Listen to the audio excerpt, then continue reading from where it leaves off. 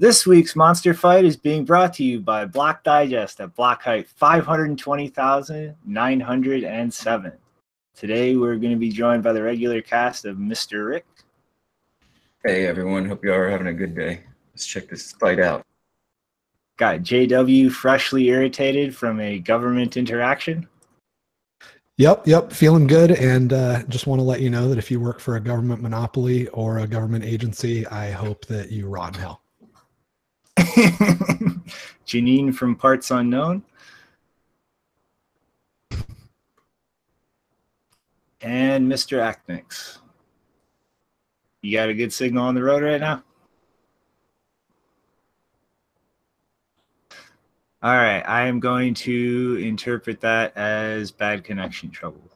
All right, so I guess before we get to the monster fight, we're going to obsess over Lightning Network and some awesome new development, which I will probably not do the best explanation of because I've only had like a day or two to sift through the paper and let things soak into my brain. So me and Janine may or may not do a little interim ZK snacks in depth before getting to the one on Lightning routing.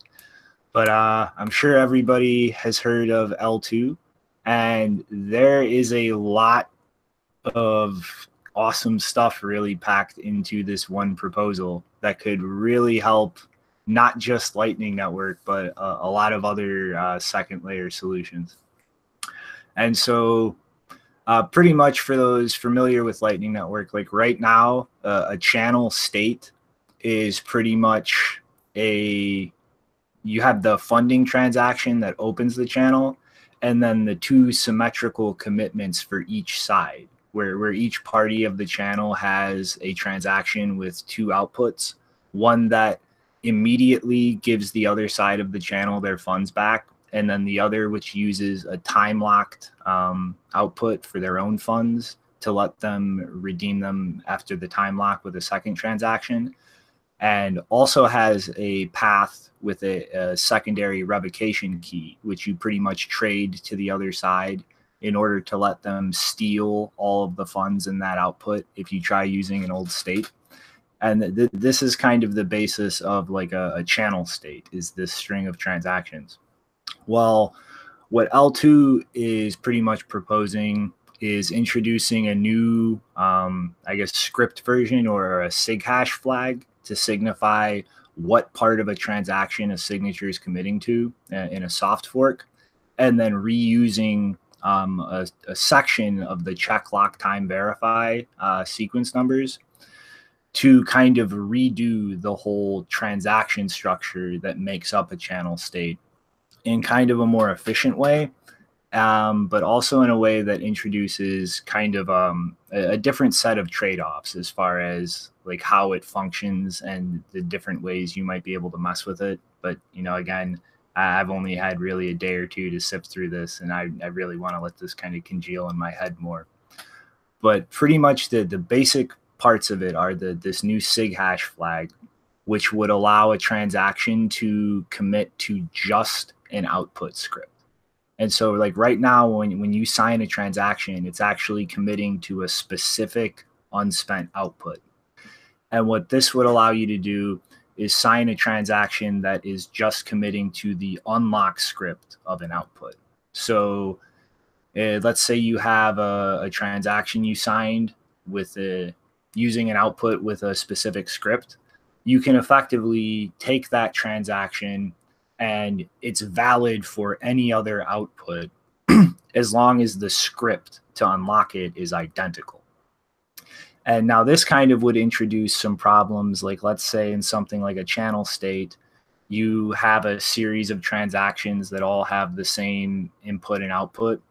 You would be able to say take a old transaction state and attach that to a new one. And so you kind of lose the ordering. Like instead of the most recent one kind of always being given a priority or a guarantee over the rest, you would be able to take an old one and kind of attach it to a new one. And so that's where the repurposing part of check lock time verify comes in. Pretty much how that works is there is a big number range cut in half, and anything below, I think 500 million is considered a block height. So like if you have a number less than that, it's going to be read as not until this block height. And anything above that is going to be interpreted as a Unix timestamp, which is kind of like seconds since the New Year's Eve 1970, when New Year's Day 1970, when time has just kind of had this clock running in seconds from zero since then. And this kind of leaves a large number range around 1 billion that would all not time lock anything because they're all actually in the past. And so what this would do is repurpose that specific range that's guaranteed to be in the past, but not read as a block height, and use it as a sequence number that a signature could commit to in a way that only a signature committing to something with a higher sequence number can spend or like bind to an output that allows this kind of like moving signatures between different outputs. And so in that way, you have a way where you can kind of detach a signature and attach it to something else, but not have that problem where you can take earlier things to spend what should be the most recent state. And kind of using this mechanism, you can kind of get rid of the need to like penalize somebody for using an old channel state. Like in Lightning Network now, if you submitted a revoked channel state, I have that revocation key to literally steal all of your funds. Whereas with a system like this, you can kind of set things up in a way where if you submitted an old channel state, instead of having that revocation key, I just have the most recent state, which I can kind of jiggle around and use to spend the old one that you committed and make sure that the funds are all going where they're supposed to be. So we can effectively guarantee that nobody is stolen from without giving the other party the ability to kind of steal from the thief in response to a theft attempt.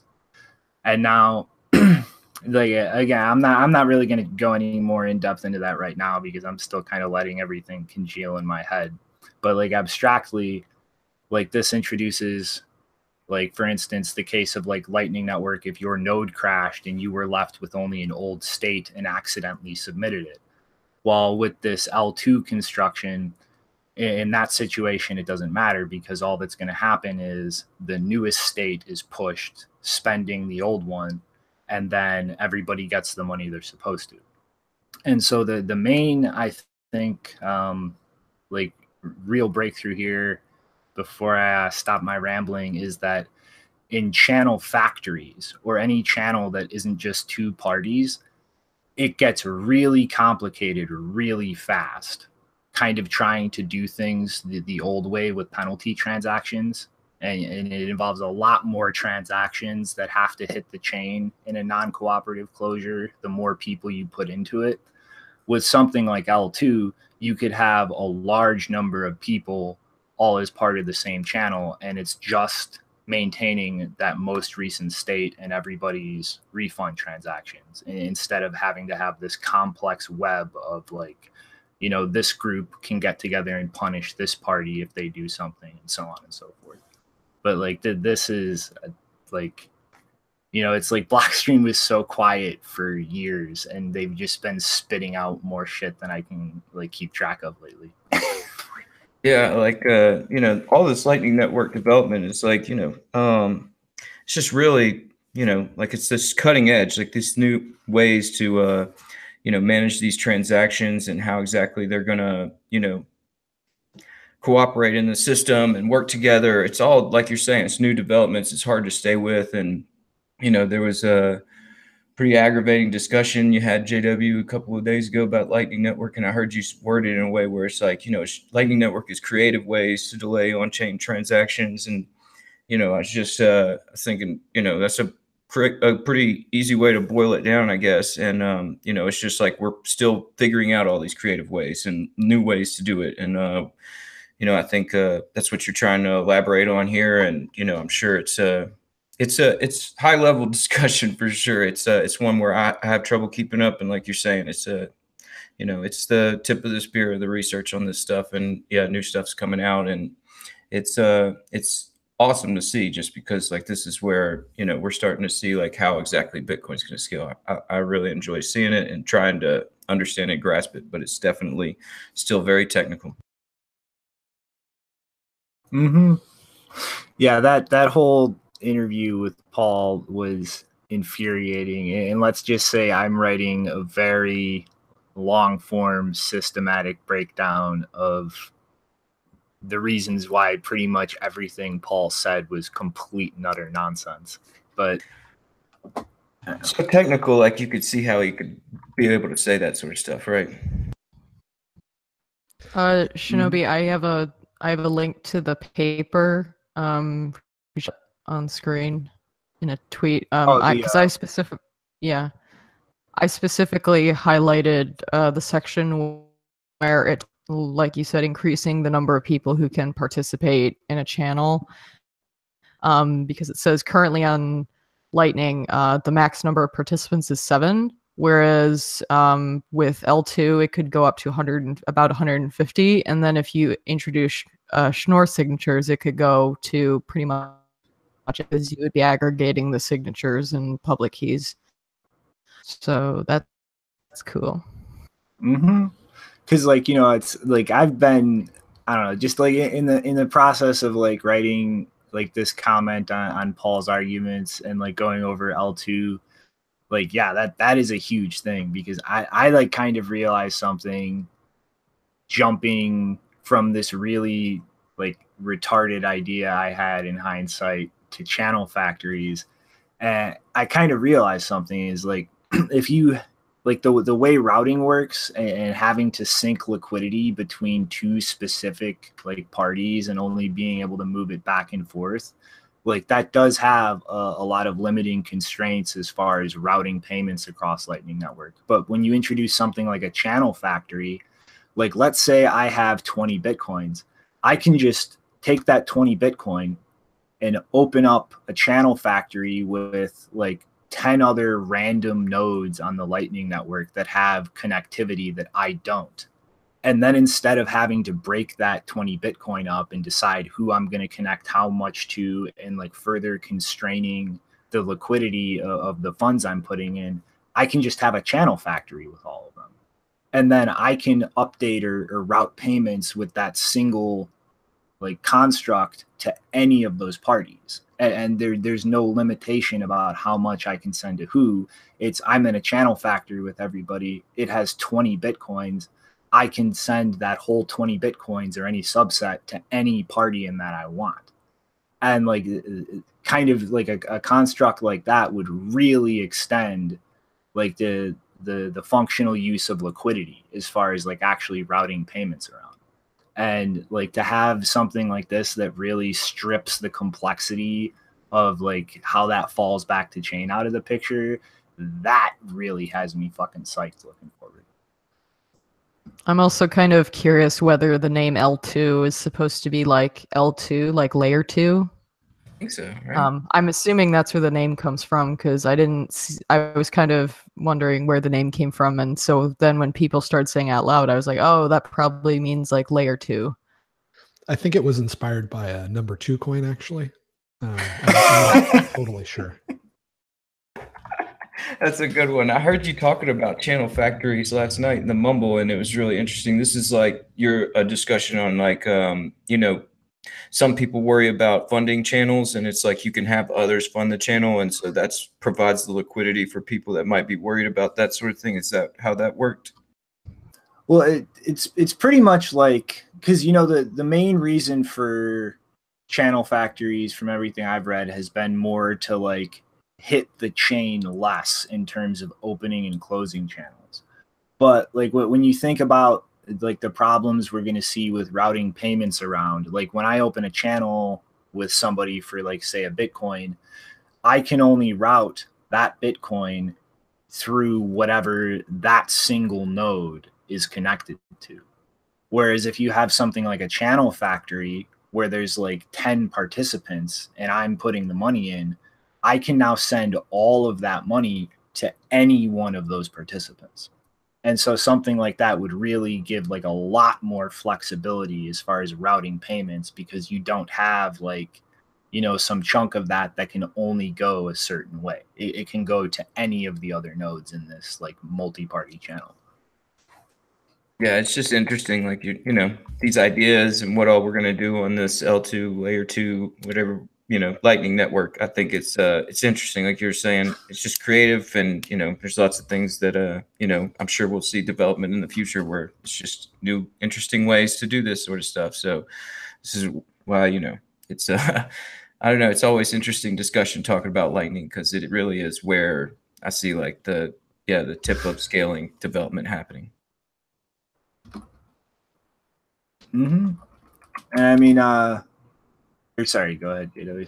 I was just going to say it is really exciting, but it's just a continuation of what you would expect as far as you know, the concept of Lightning, or really even payment channels before that, was just really interesting and opened up like you knew when you read the white paper that it was going to be like, this is really cool, but it's so creative and interesting and a different approach to dealing with this that it's going to spawn all kinds of other stuff, right?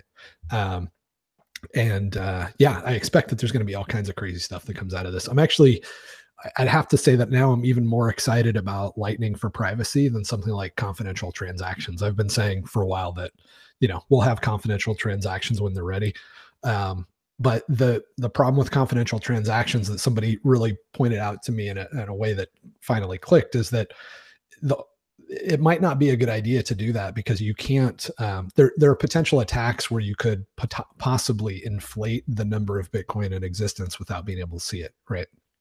And that may not be enough to justify the privacy benefit. And I just love stuff like that, right? Where I'm like, oh, this is the right thing to do. But there's dozens of super smart people that are working on these problems, even seeing security issues that I hadn't really even given much credence to, that are saying, nah, you know, we're not going to go that direction, or we're not as excited about it because of this. And then stuff like Lightning happens, or these new advancements. So yeah, I'm just constantly in awe of the really good work that's going on. So more of the same in a way, and totally awesome. And you know, real quick, I kind of want to buzz through this article by Aaron von Verdum. It still kind of keeps us on this topic, but he's kind of just going through like a lot of the things that are possible with the Lightning protocol, but not actually implemented yet. And I mean, like, there's this notion of like submarine swaps, where you can effectively, you know, just like pay on chain to somebody and link it atomically to a Lightning payment made on your behalf, or like make a payment through Lightning and link it like to a on-chain payment on your behalf. So you can kind of like bridge the interaction between on and off chain. And then again, this notion of splicing, which it's like, I'm really flabbergasted Paul did not like appreciate this as possible. But like, you can kind of like, if let's say you have a channel open and you want to make an on-chain payment with some of that, you can take a transaction, closing it, and make your payment through that and push the rest back into the channel. And then like, while waiting for that to confirm, can simply like just add that transaction into the link of pre-signed transactions you're maintaining for the channel state. And then when it confirms, kind of brush it off, and then you're just back in a normal channel. Or like the same, like put additional funds into it, and then kind of add that little bit of extra state you have to maintain while you're waiting for it to confirm, and add more balances to a channel. And then like, obviously like Eltoo and, you know, the compact client side block filtering, so that you can kind of move further away from needing a full node. And, you know, the notion of watchtowers, like the fact that you can break payments up among multiple paths, you know, atomic swaps, and the channel factories like we were just talking about. And like, it boggles my mind to really see like technical people out there just offhandedly dismissing Lightning, or like doing nothing but just bringing up like problems that really come down to friction and user experience that like I could rattle a half a dozen potential solutions for out of my ass, when it's like this protocol is exploding rapidly in both the sense that like the clients for like multiple clients are out there being tested, like improved on, having new features added. And there is this explosion of like theoretical like upgrades and improvements that are happening at the same time. And like, we're not going to have to sit here. I mean, obviously with the exception of Eltoo, which it requires the soft fork and the new SIG hash flag to like fork Bitcoin every time to like tinker with things. Like most of this has nothing to do with the consensus layer. Like certain Lightning clients can start doing new things and just maintain backwards compatibility and just get up and running. And like the kind of progress and pace that you can maintain on a second layer thing like this versus the main layer is like, it boggles my mind. They don't like appreciate this.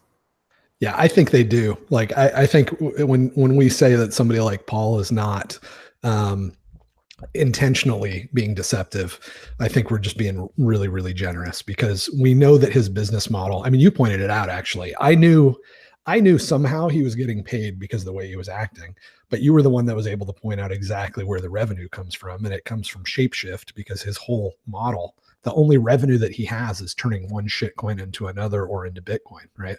So when you put that in context, I think it's really obvious what's going on. The faster Lightning is adopted, the faster his business model becomes useless. And it's not that these guys are making a lot of money right now. If you look at the revenue for somebody like, I don't know, Airbits or whatever their name is, since they've pivoted, and what are they called now? Edge. There's not a whole lot of money flow, but you have to realize that you take that little bit of money flow and you multiply it by 1,000 times, because these guys are all in fundraising mode all the time.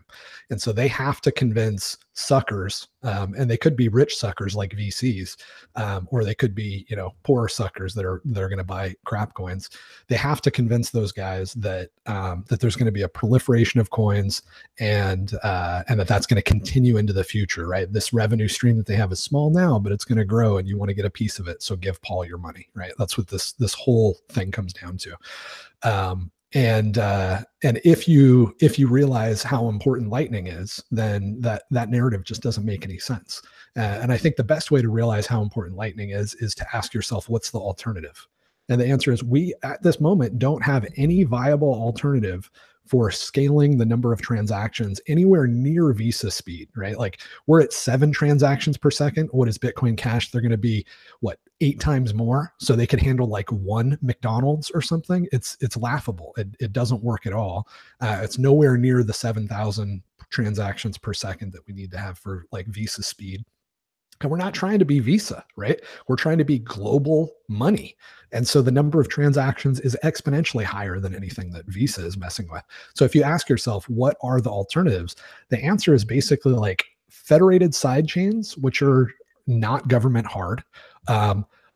Maybe minor side chains that are really, really vulnerable to 51% attacks. So that's not a great idea. Just randomly or just linearly increasing the block size, that doesn't work at all. Like, it's completely irrelevant to go from 7 to 70 when we have to go to 70,000, right? It's just stupid. So they really, like, their whole revenue stream and their whole ability to raise funds is completely predicated on people being ignorant of what Lightning is and why it matters. So it doesn't really surprise me that they go way out of their way to create a ton of FUD. But it is a little disappointing, because this is going to be huge, right? You don't have to, this is not a circumstance where you have to be a lying, greasy, stealing bastard. Like, all you have to do is know what is going on in this space and make a few wise choices. You're going to do really, really well, right? Like, we're overthrowing the whole financial industry in maybe the span of 20, 30 years. That's plenty. There's plenty to go around. You don't have to be a greasy piece of crap and raise money on deception, but that seems to be the name of the game for almost everybody in the space. Mm-hmm. And I mean, like, I could give you, like, they're worried about like the conflict with getting a cut out of Shapeshift that are used through their wallet. They're working on fiat integration for crypto purchases right now. I give you a business model right now. You get on it, you get Lightning integrated, you add some way of abstracting things from the user or some little features somebody else hasn't thought of to get people moving to your wallet. here you go. You're integrated with a fiat on-ramp. They can just put in their debit card, punch in and buy a little bit of crypto and shove it right into Lightning Network. You don't even have to mess with like your cold storage and shit. Just here, I want to make a purchase, click, zing, boom. Yeah, like, but I mean, you got to give these guys and replacing. Yeah, but you got to give these guys credit because there's like in the market, there's the invisible hand, right, of the market that creates good things. In like corruption and stealing, there's the invisible hand of corruption that creates all of these things too. And there's hundreds of little decisions that these guys are making to prolong and exacerbate problems in order to get money. And it turns out that the ones that are best at that bubble to the top, right? So these guys they're not incompetent. They just have different objectives, and they're actually very subtle and good at accomplishing what they're doing. So for example, if you're trying to raise money to compete with Coinbase, that's a tough thing to sell. But if you've got something stupid that nobody else is doing, but people don't know that it's stupid, that's a great way to raise money. So these guys they're not in the game, and they're not able to raise millions of dollars for no reason. It's just sad that they're so short-sighted about it. You know, like I've just been thinking about, like you're saying, you know, this Lightning Network and everything that it's going to solve. And I've just been thinking about just like the way that this whole, you know, we always think about attacks on Bitcoin and everything. And I've been recently just thinking about just the whole Bcash, SegWit2x, altcoins, and the way that it's like kind of like all sort of come together to be this one big attack to sort of put down all these sort of problems and sort of put down the Lightning Network and say, like, you know, these are still issues and there's all this confusion about this. So, you know, and I don't want to say like they're just like straight out evil, like they don't want to sound money. I think that they just want to try and make as much profit as possible towards that inevitable scenario. And well, I mean, look at what Vitalik just tweeted out the other day about how sound money isn't even in the top 5 list of things that he thinks are real problems. I think that's him trying to show contention between that network, because they are about to be under some heavy scrutiny and they need anything they can to try and say they're decentralized. All I'm saying is that it's pretty hard to say something like that if you have any understanding of economics. And this guy does, right? He studied a lot of Austrian economics before he decided he was going to play dumb and start Ethereum. It's hard for me to reconcile that being ignorance. I mean, if you really, really want to be generous, you can, but I've dealt with too many fraudsters that would as soon as cut your throat for $5 and just have they're just not wired up right as humans to be able to say, oh, that's not intentional. I'm just the only reason I'm coming from that position really is because I'm here in Colorado, right near Shapeshift, Keep Key, all these Ethereum devs, and I'm talking to them. And you know, from what I hear, you know, they want everything to scale and they want it to, you know, be done right. But it just seems like you know, their speech on the ground sort of sounds like they want us to scale appropriately. I don't know if that's because it's like me that's talking to them and they're talking to me in a certain way. It's different, but from on the ground, it sounds like, you know, the ultimate goal is to do something revolutionary here. I mean, you know, Colorado's got all sorts of trouble with money transmission issues with you know, with the cannabis market and stuff. And there's legislation moving forward with this, and they're highly, you know, if, you know, they're putting money in to lobby this sort of stuff. So I feel like there's some end goal there to where like they might understand what we're getting to, but like they also understand that if they could delay it and somehow inhibit it to grow as quickly as we'd like, that they could make some money along the way. Yeah, I mean, it is hard for anybody that's not a psychopath to understand psychopaths. And I'm not saying the people that you're interacting with are, because they may be just deceived, right? But there are too many people that know what's going on, you know, like Vitalik, he definitely knows what's going on. Charlie Lee knows what's going on, right? Like the people at the top, they can't claim ignorance. And the hard thing for people that aren't like mentally retarded in that way is that it's like, it's hard for us to understand how somebody intelligent can operate at such a shallow level. But if you look at history, you've got tons of people that were in powerful positions and had a lot of money making decisions that weren't even in their own best interests, that just is by definition sort of short-term and depraved. And that invisible hand of corruption, it's a market, right? So again, the people that are the kind of people that can look you in the eye and convince you that they're not trying to kill you when they are, those are the people that rise to those positions. Nobody's more likable than a politician, right? Like if you hung out with Bill Clinton, you would think that he was the nicest guy in the world and that he really cared about you individually, even though he just met you. That's a skill that resulted in him becoming the president, right? Or at least that skill alone would have resulted in him becoming pretty influential, and a top player, because that's weird. Like that's not common. I couldn't meet you, and in 5 minutes, you think that I really care about your niece's nephew and their job search, right? But Bill Clinton and politicians, they can do that. They can look in your eye and create that weird sense. It's like a superpower, right? So we have to be educated enough to know that we cannot judge these guys based on how they make us feel when we interact with them. We have to judge them based on money flow and what they actually do. And if money ends up in your pocket, in spite of the fact that it's causing a proliferation of suffering in the world, we have to just say, all right, I'm going to set my normal human instincts that work in most circumstances aside and treat you like the scary bastard that you are.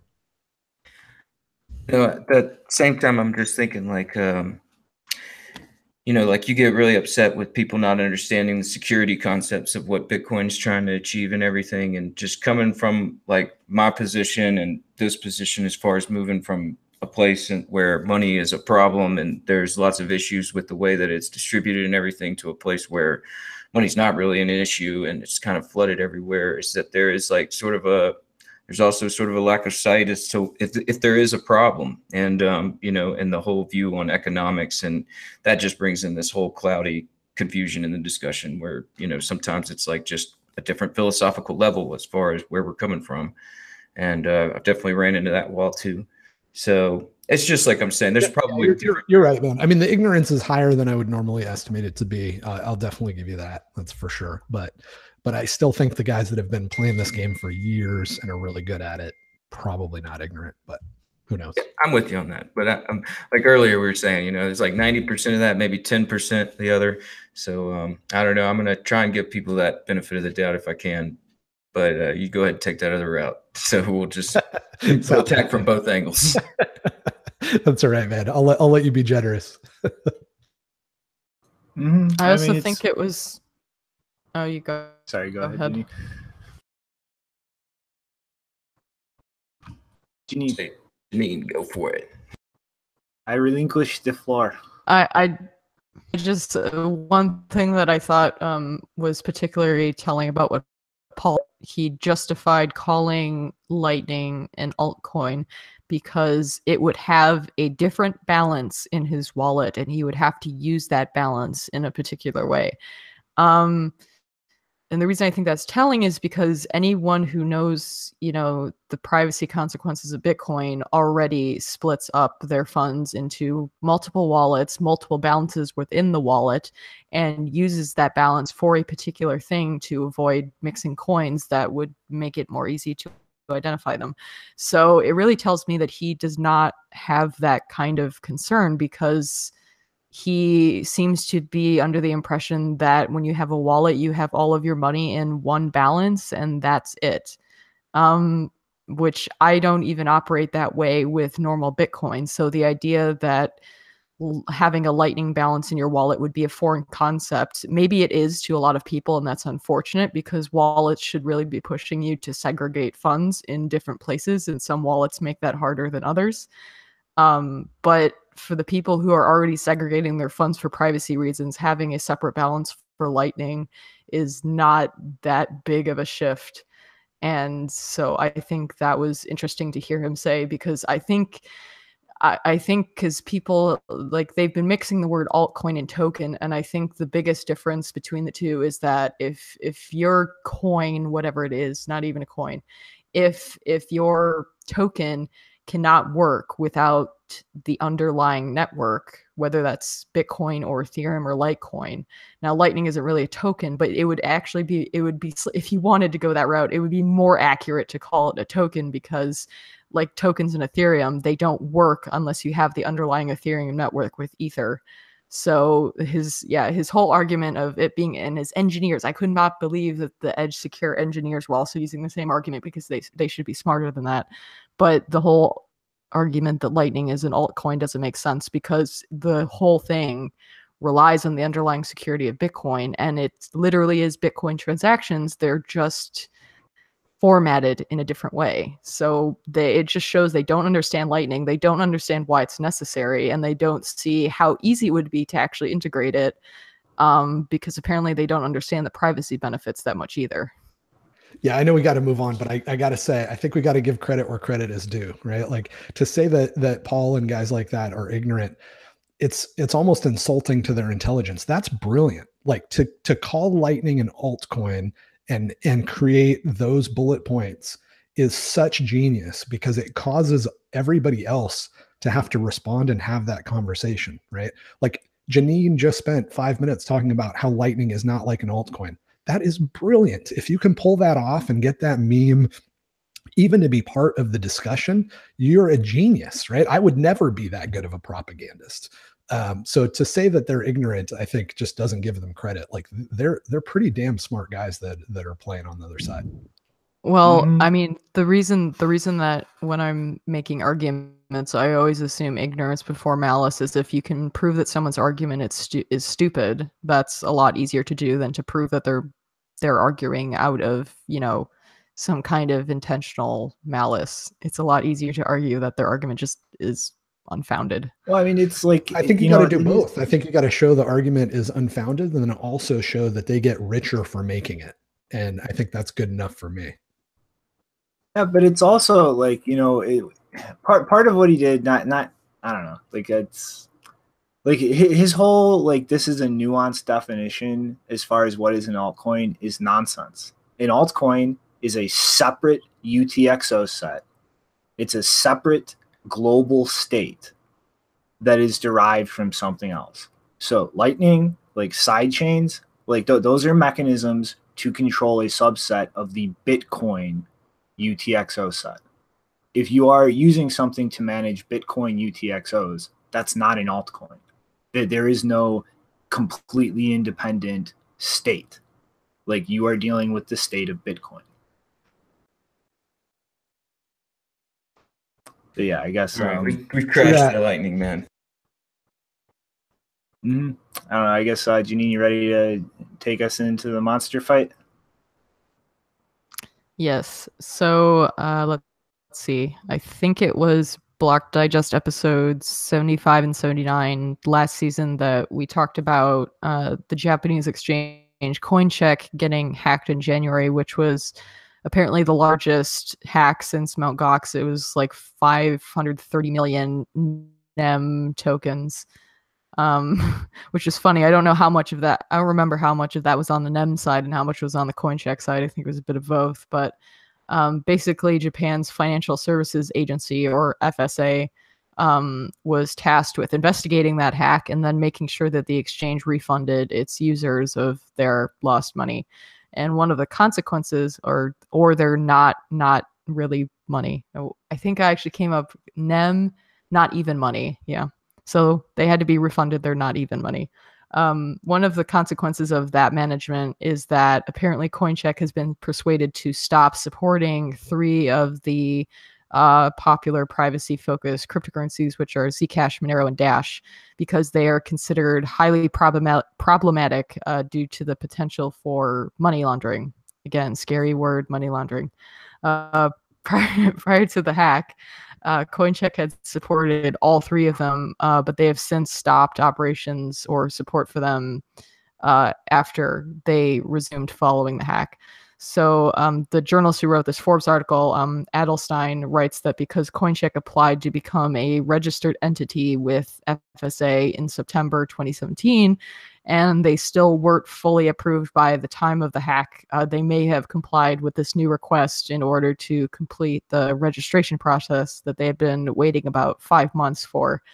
Especially in light of the fact that the Japanese government was kind of going around to other exchanges which weren't complying with the new standards and putting pressure on them to either change or get shut down.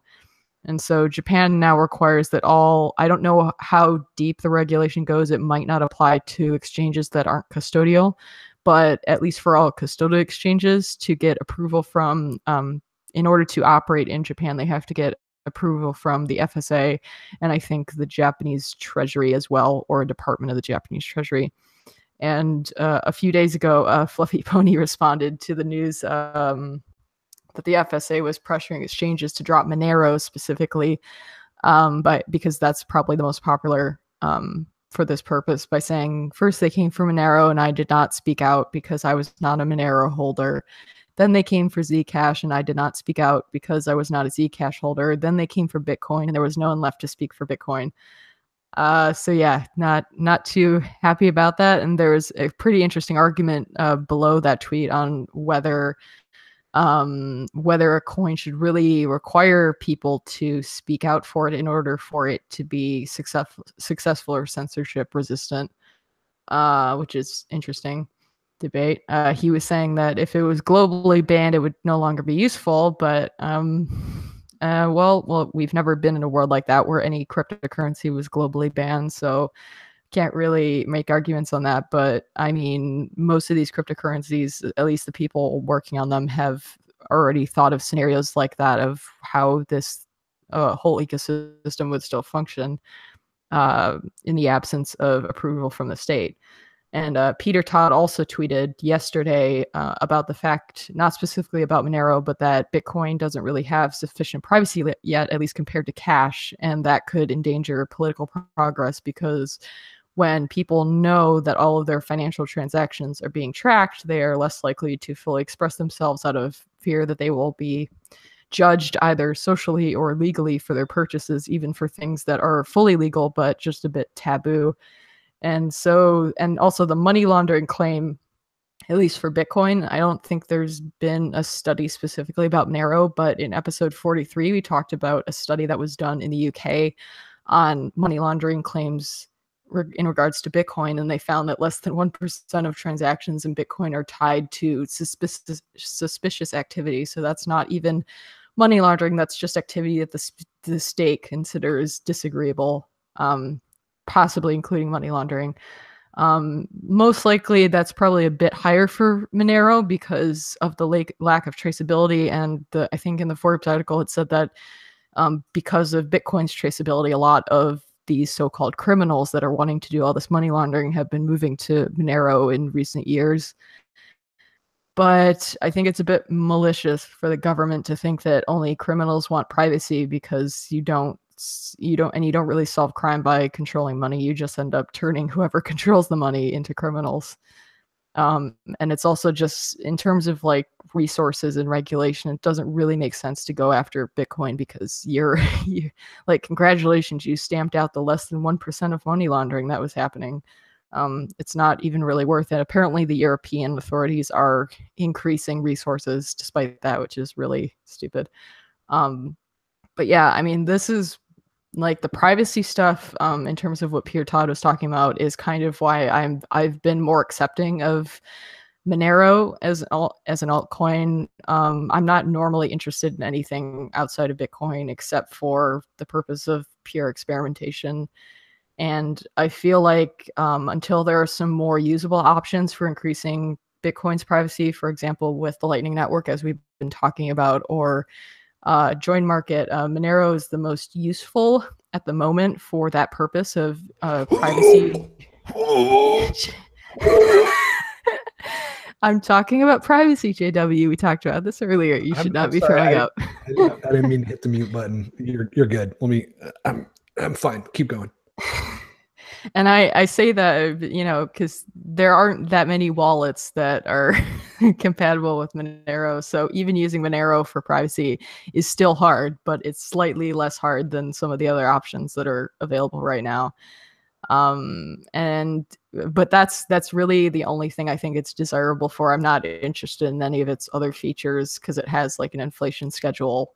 I don't really like that. And I'm definitely not interested in the other privacy altcoins like Zcash and Dash, because some of the people that work at Zcash, it just weirds me out that they have a company, and Zuko has said some really troubling things in the past about that I've talked about in Block Digest about privacy and fungibility and their willingness to comply with states. And Dash, there's just way too much marketing. It's just that's what makes me throw up JW is Dash's marketing, because they actually do put effort into marketing. I'm telling you, Fluffy Pony is the best salesman on the planet right now. That guy could sell. Fluffy is a fucking god.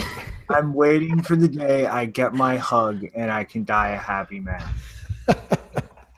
Yeah, no, he if I was hiring salespeople, he would absolutely be the first person I would hire. He's amazing. He can sell you something and you'll think that it was your idea. That's as good as it gets. Fluffy, the rest of us all love you. It's going to be okay. I love your skill set, man. You're a brilliant evil bastard. Yeah. Anyway, as Nick Szabo says, trusted third parties like exchanges, including CoinCheck, are security holes or liability risks and lawyer magnets, so you should not depend on them to maintain good on and off ramps for you when it comes to cryptocurrencies. And so if any of you watching were a CoinCheck customer and looking for an alternative, I would say go to BISC, because more people should be moving over to that anyway. Mm-hmm. But I mean, like, this is like, if this really does happen, like, this is going to be an interesting, like, test case for things, because, like, one of the things I don't think people really appreciate, unless, I don't know, you've been here for a while, you're here for reasons beyond just making more money, is collectively all the exchanges and the pools of liquidity are so important to the incentive structure that keeps miners mining on a particular chain or coin, that keeps like a coherent consensus rule set really incentivized to remain cohesive.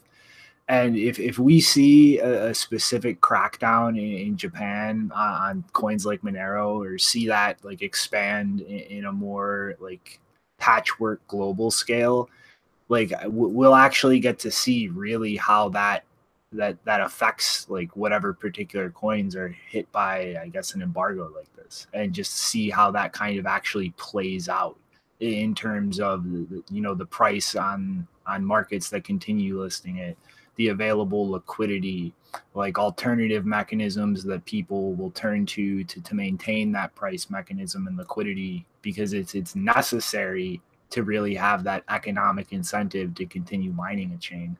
And I mean, I know JW is sitting here like, but this is another reason why, altcoins out there that are not pre-mined scams, that are not ICO nonsense, they're a good thing, because now we get to see this happen if things continue steamrolling this way, and how the entire ecosystem evolves in response to it. Because this very much is something that Bitcoin itself might have to deal with, very well likely will have to deal with in the long term. And we actually get to see something like Monero potentially function as like a canary in the coal mine, and see how this plays out first. Yeah, exactly. Because if something like Monero, if any of those features get adopted by Bitcoin, that means there's going to be a lot of governments who are going to be hostile to that. They're already showing that hostility. So I'm that's not good. Sorry, I cut you off there, Rick. Go ahead, dude. Yeah, I was just gonna say, like, this whole discussion about these privacy coins and how exactly they're being used and everything. I just kind of reflect back to Bitcoin and Silk Road, and all the sort of growing pains going through all that, and basically kind of just when Monero and Dash and Zcash were all kind of beginning of last year starting to sort of take over that spotlight of this criminality on Bitcoin and everything. And it really was, I don't know. I mean, to me, it felt like something that was really a hindrance was all that discussion about how it's all, because at the time I remember it's like for 2016, like that whole year, like even the beginning of 2017, it was like if you talked about Bitcoin, people would say, "Oh, that's for criminals."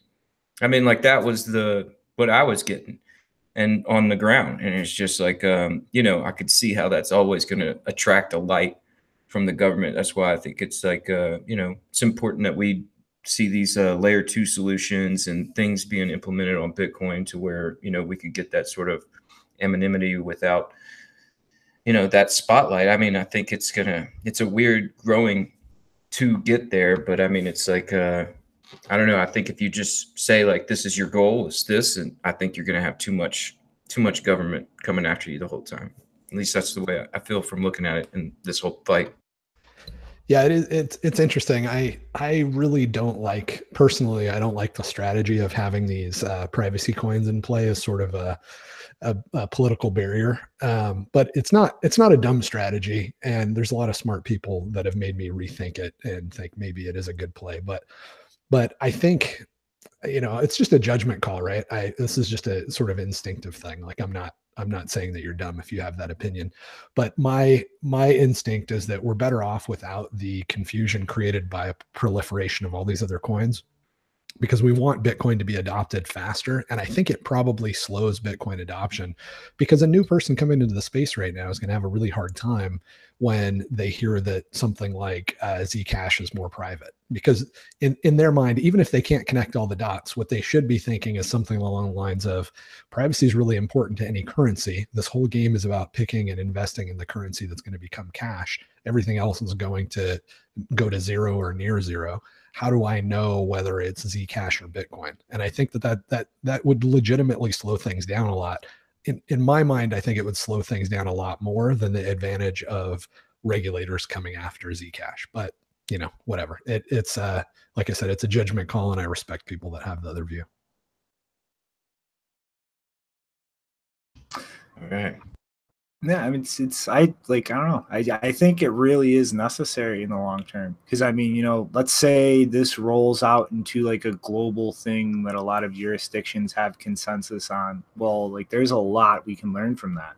Like, one, we need to rethink the attitude that competitive pressures are enough to maintain like access to liquidity pools and a stable way to price Bitcoin. Like if, you know, if that happens and it really crashes Monero to the ground, like it cuts it off from liquidity, like really destroys the net value, we need to really think about that, because that shows, hey, like, you know, a lot of big governments that kind of gatekeep these liquidity pools can get on the same page about something. And I mean, like that really is like of utmost importance in my mind, to have something that's like a heads up about that, like to gain an insight in like how that would be done mechanically, like how you could try to counteract that, because like that, like we need access to liquidity to price things, to keep the incentives going in terms of mining and keeping everybody on the same consensus rule set.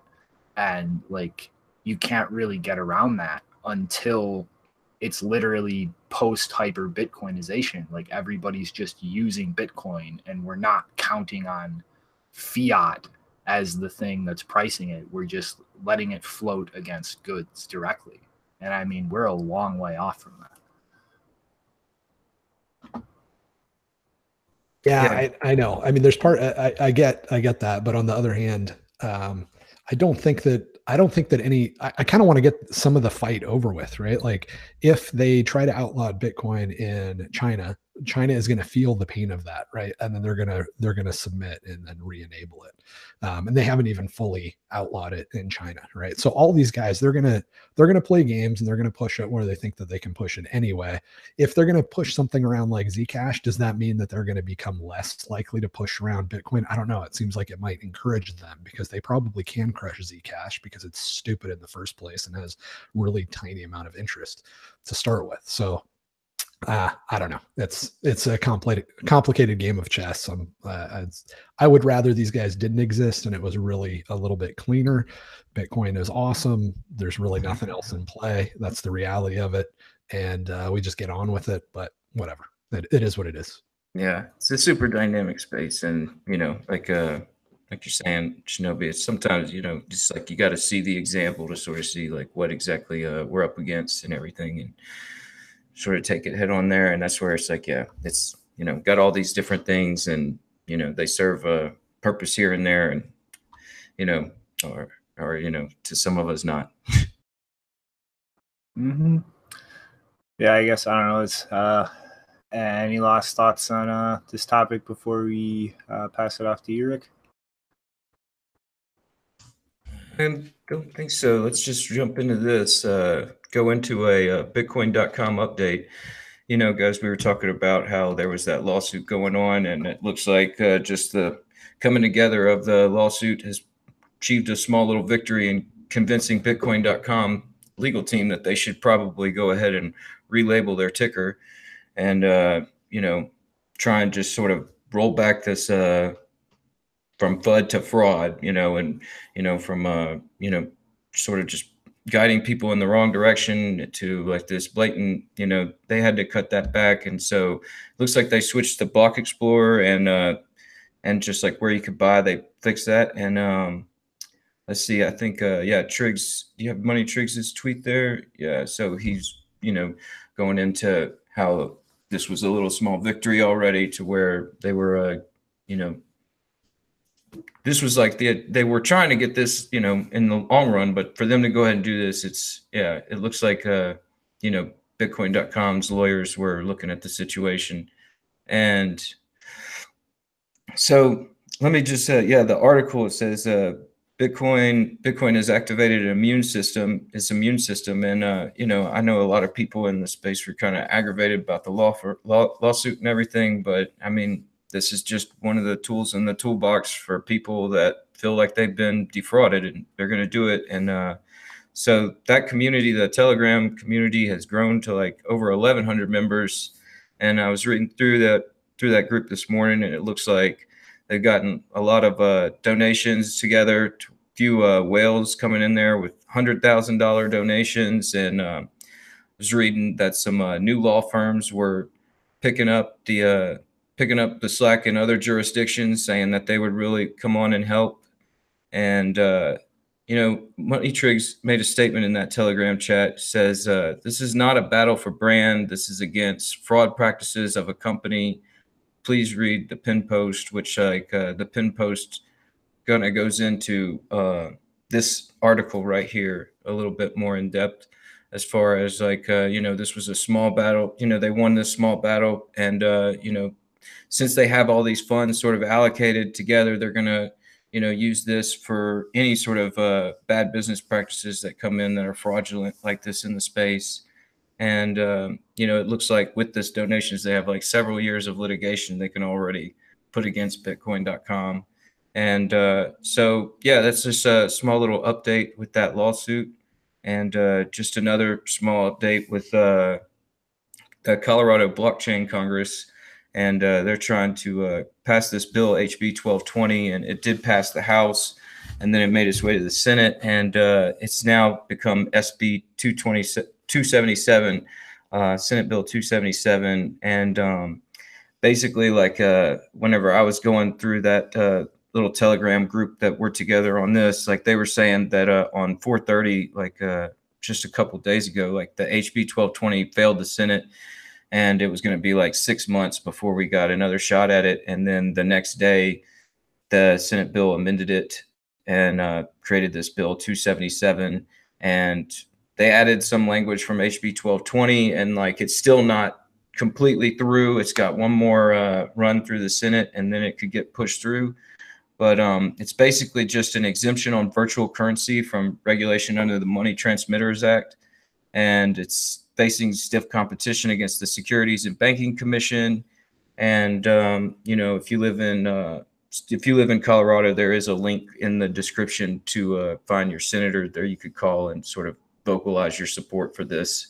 And this is just an update of what's going on here in Colorado with this. And just this is where it's like I see all this fight going on, and I know the guys in Colorado are not exactly we talk good about or anything. So it's, if see all this stuff going on, this is where I feel like they sort of do have a foot in the fight, and it's maybe not, we don't like where they're coming from or anything, but they are trying to get this situation handled here to where they can build up this area similar to the Crypto Valley in Switzerland. And yeah, I mean, I was at a meetup the other evening, and one of the guys from the Wyoming team of lawyers that put together that legislation up there were down here helping us with this legislation. So just like a quick update on what we're doing here and how all that's progressing. So yeah.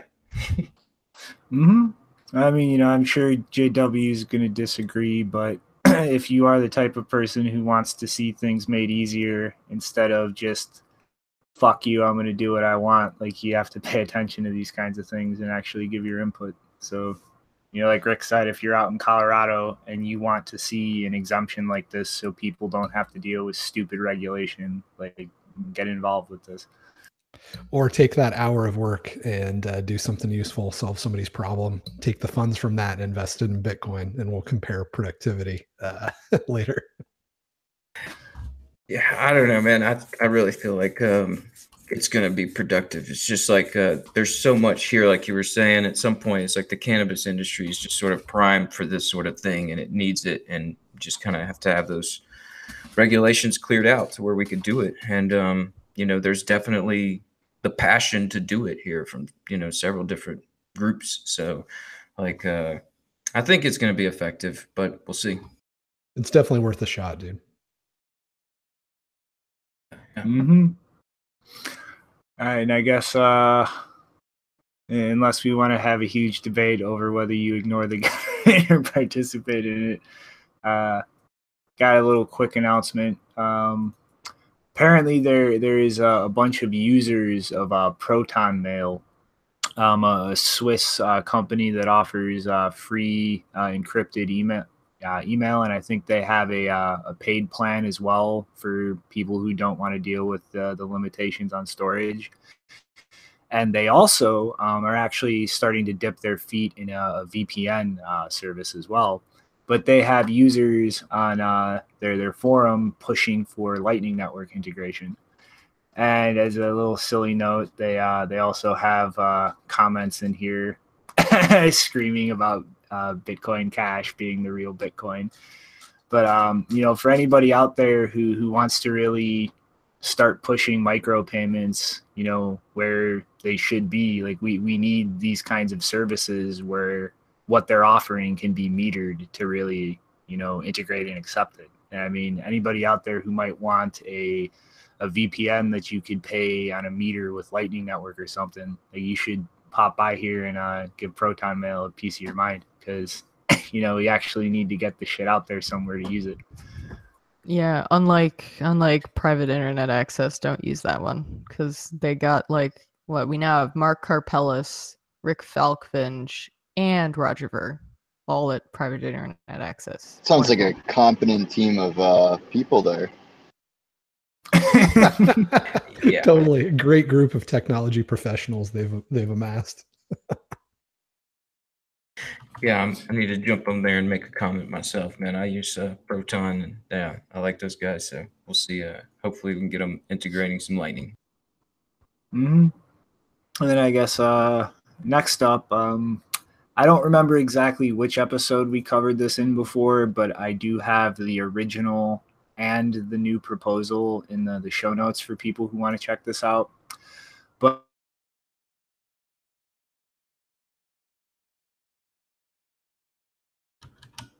Uh-oh. Sound just cut out? Lost you, man. Uh-oh. Chris, am I back? Oh, he's back. Okay. Hey, my computer needs to get smashed with a hammer. But okay, so summary of the original concept was there's this thing P2 pool, which effectively is like a decentralized mining pool where miners will submit a block in a chain kind of at a really low difficulty to prove, like pretty much how regular pools work to prove you're actually doing work, and add a Coinbase output to pay them for that share until eventually like a valid block is found and everybody gets paid out like pretty much dust in practice from this enormous Coinbase transaction. And that introduced a lot of scalability problems for it. So Chris Belcher had this idea of pretty much committing the Coinbase transaction to some kind of central hub that would then have payment channels open with all of the individual hashers in this decentralized pool, and kind of pay them out through the payment channels and lock the Coinbase transaction on chain to them with the pre-image they're using to kind of lock the payment channel payments. And so this way you can kind of have smaller miners just get paid out over this channel until it's a decent amount and not get stuck with this dust. But that introduced a lot of liquidity requirements in that the hub has to kind of have all of that money up front to be paying hashers out through the payment channel, while it's just getting the block reward to kind of compensate them for that. And so he has an idea here using Mast and Schnorr and Taproot to pretty much add a little more complexity to that Coinbase output so that you can have multiple hubs. And pretty much this right here on the screen is kind of a breakdown of like the script it would be, where you would have like a 3 of 3 multi-sig with, like, let's say if you had 2 hubs, the 2 hubs, and then the miner who actually finds the block, where then you would have a bunch of different paths where, say, the 2 hubs, by releasing the pre-image of the payment channel payments they've been making, would be able to spend it without the miner. And then there's pretty much successive script paths to allow like one hub and the miner to deal with an uncooperative other hub, and so on and so forth, so that there's pretty much a way for each combination to stop some other actor in this multi-sig from like stalling up or holding funds hostage. And pretty much what this would let you do is, by having multiple hubs, you break up the liquidity requirements so that each hub has to have less money up front to be taking part of this, while at the same time still dealing with the problems of like giant Coinbases and allowing smaller miners to mine. And like this is actually on freenode on IRC, there's a channel hashtag braid pool. For those who don't know how IRC works, you generally put that in the like in the option to join a channel. But there's a bunch of people in there, I'm in there, kind of discussing really all the problems of like this P2 pool proposal and how to actually make it happen. So if anybody kind of wants to pop their head in there, you know, there's guys paying attention to it all day, really trying to work out all the problems of this. But this is something, like I said last time we covered the original idea, that could really help decentralize mining. And not just in like people owning hardware, but in terms of the nodes that actually pick which transactions go into a block. So that the more miners using this, the more people you kind of would have to get on board for like censoring transactions or blacklisting certain things. But like this is an awesome proposal to improve on yet another awesome proposal that I'm sad to say I don't think enough people are paying attention to.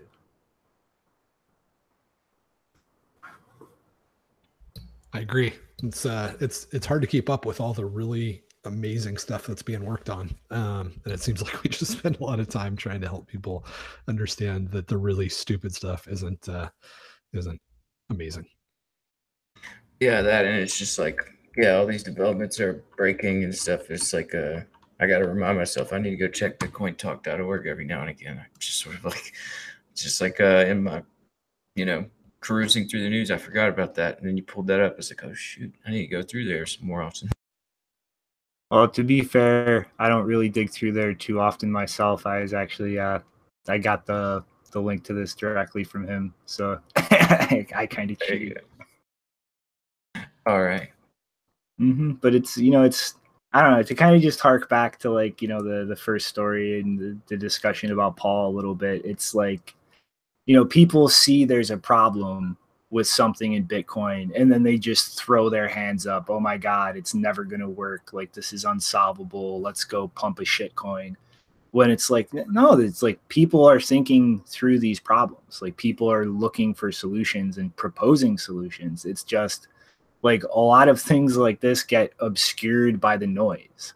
Like, I mean, instead of talking about, you know, channel factories, how that can improve liquidity and routing, like things like Eltoo, like things like this P2 pool proposal, people are screaming about Bitcoin Cash or arguing over whether like Lightning is an altcoin or not. And I mean, like, really at the end of the day, it's up to each person to kind of go like, enough of the bullshit. Like, yeah, I'll go shit post every once in a while, you know, get my kicks, you know, maybe shoot down some nonsense argument some noob might see the answer to, but like, there's so much more important things to pay attention to.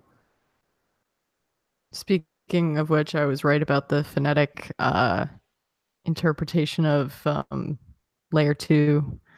If you want to show that, someone, nothing much sent it to me. I was right.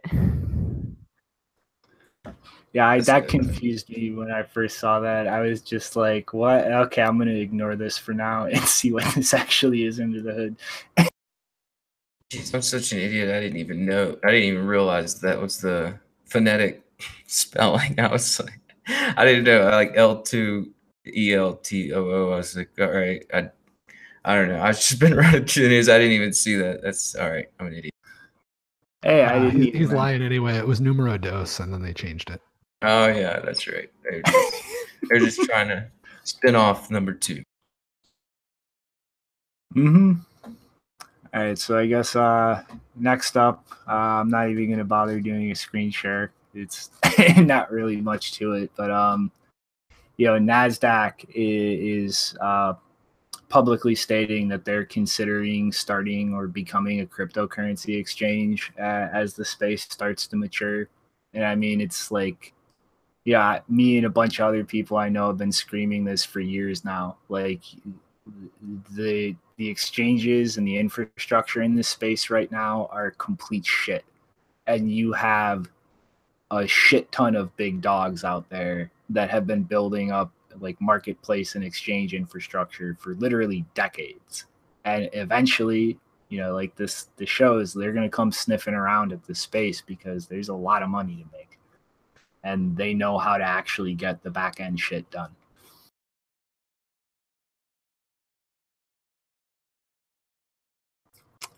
All right. No ramblings on this one? No, not from me. I only heard that Morgan Stanley and JP Morgan Stanley, or is Morgan Stanley separate? I can't even remember because they just keep joining up. they're like one. every other time. Are they the same thing? There's Morgan Stanley and JP I think Morgan. Morgan Stanley's different. Sorry.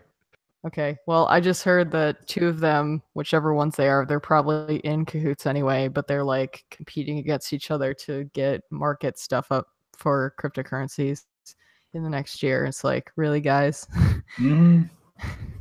I think they're going to start with more of like an OTC desk like type thing with just like, you know, off the book stuff, but like, you know, NASDAQ doing an actual like proper order book exchange, like like they do all the infrastructure for that shit. Like, they've been building that kind of system for forever. And if they come in with all that infrastructure, that would be a huge liquidity draw. Like, you know, you're not going to have the problem. Oops, GDAX is down right now. Like, they know what they're doing as far as building the back end shit. Yeah, I think just like a quick note on it, I guess, it's just like we saw Goldman Sachs acquire Circle, which is working with Poloniex, and like we've already heard them discuss that they were doing OTC for some of their bigger customers, and I think NASDAQ is, you know, just sort of following that. And you know, we saw, I think it was late last year, the Bloomberg terminal started adding crypto, and so yeah, all that stuff sort of just falling in place to where we could start seeing these institutions on Wall Street come on, like you're saying, add a bunch of liquidity. And I think that's just that's in the cards. It's going to happen. We'll see when it happens. Just remember, banks, no matter what you do, I'll still hate you. Yep. But if you want to bring up that liquidity, go right ahead. All right, now who's ready for a laugh? We ready for a laugh? Okay, I don't know what anybody at Unicef is thinking. I don't know if this was. They heard JW's argument and they said they're going to spin it on its head. But it's like I don't know if this was ever at any point put in front of an accountant. But Unicef is mining shitcoins, I guess. They're setting up a service where people can donate their computer time to mine shitcoins for Unicef. And I say shitcoins because there is really nothing else that a normal person is really going to be able to effectively mine except shitcoins. And so, like, I have no idea what their thought process is here, how long the people are actually going to participate in this, like how they plan on like dealing with dumping these things, because there's not really that many coins out there you can mine without a high-end GPU or like special equipment, or like not your run-of-the-mill desktop and actually get liquidity to dump it for. So like I have no idea. I think they should just do an ICO, and their marketing could be pump and dump it for the children.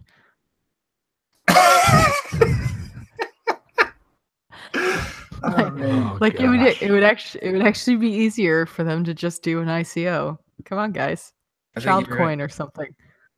Yeah, they're continuing to really solve the world's problems. They have such a great track record of using funds cost effectively to put food in babies' bellies. I'm glad they're continuing the trend.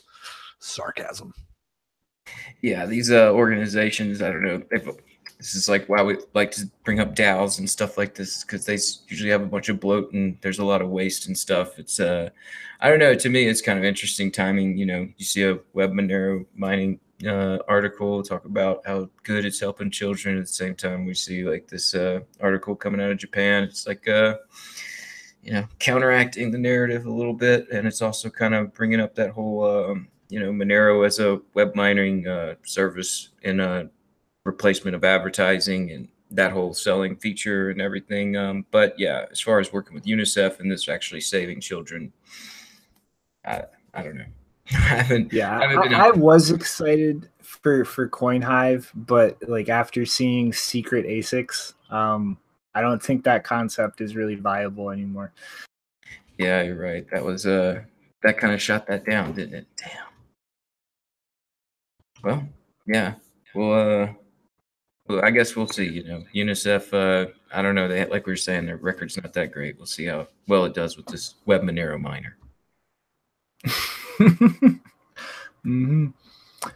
So all right, we're down to the last 4 stories, and who is ready for our second favorite punching bag? We have so many punching right. bags, I don't even know who you're talking about. Ethereum. They're really under the microscope, JW, aren't they? A little bit. So basically, there's more potential that these guys are going to get hit by regulators and be declared a security.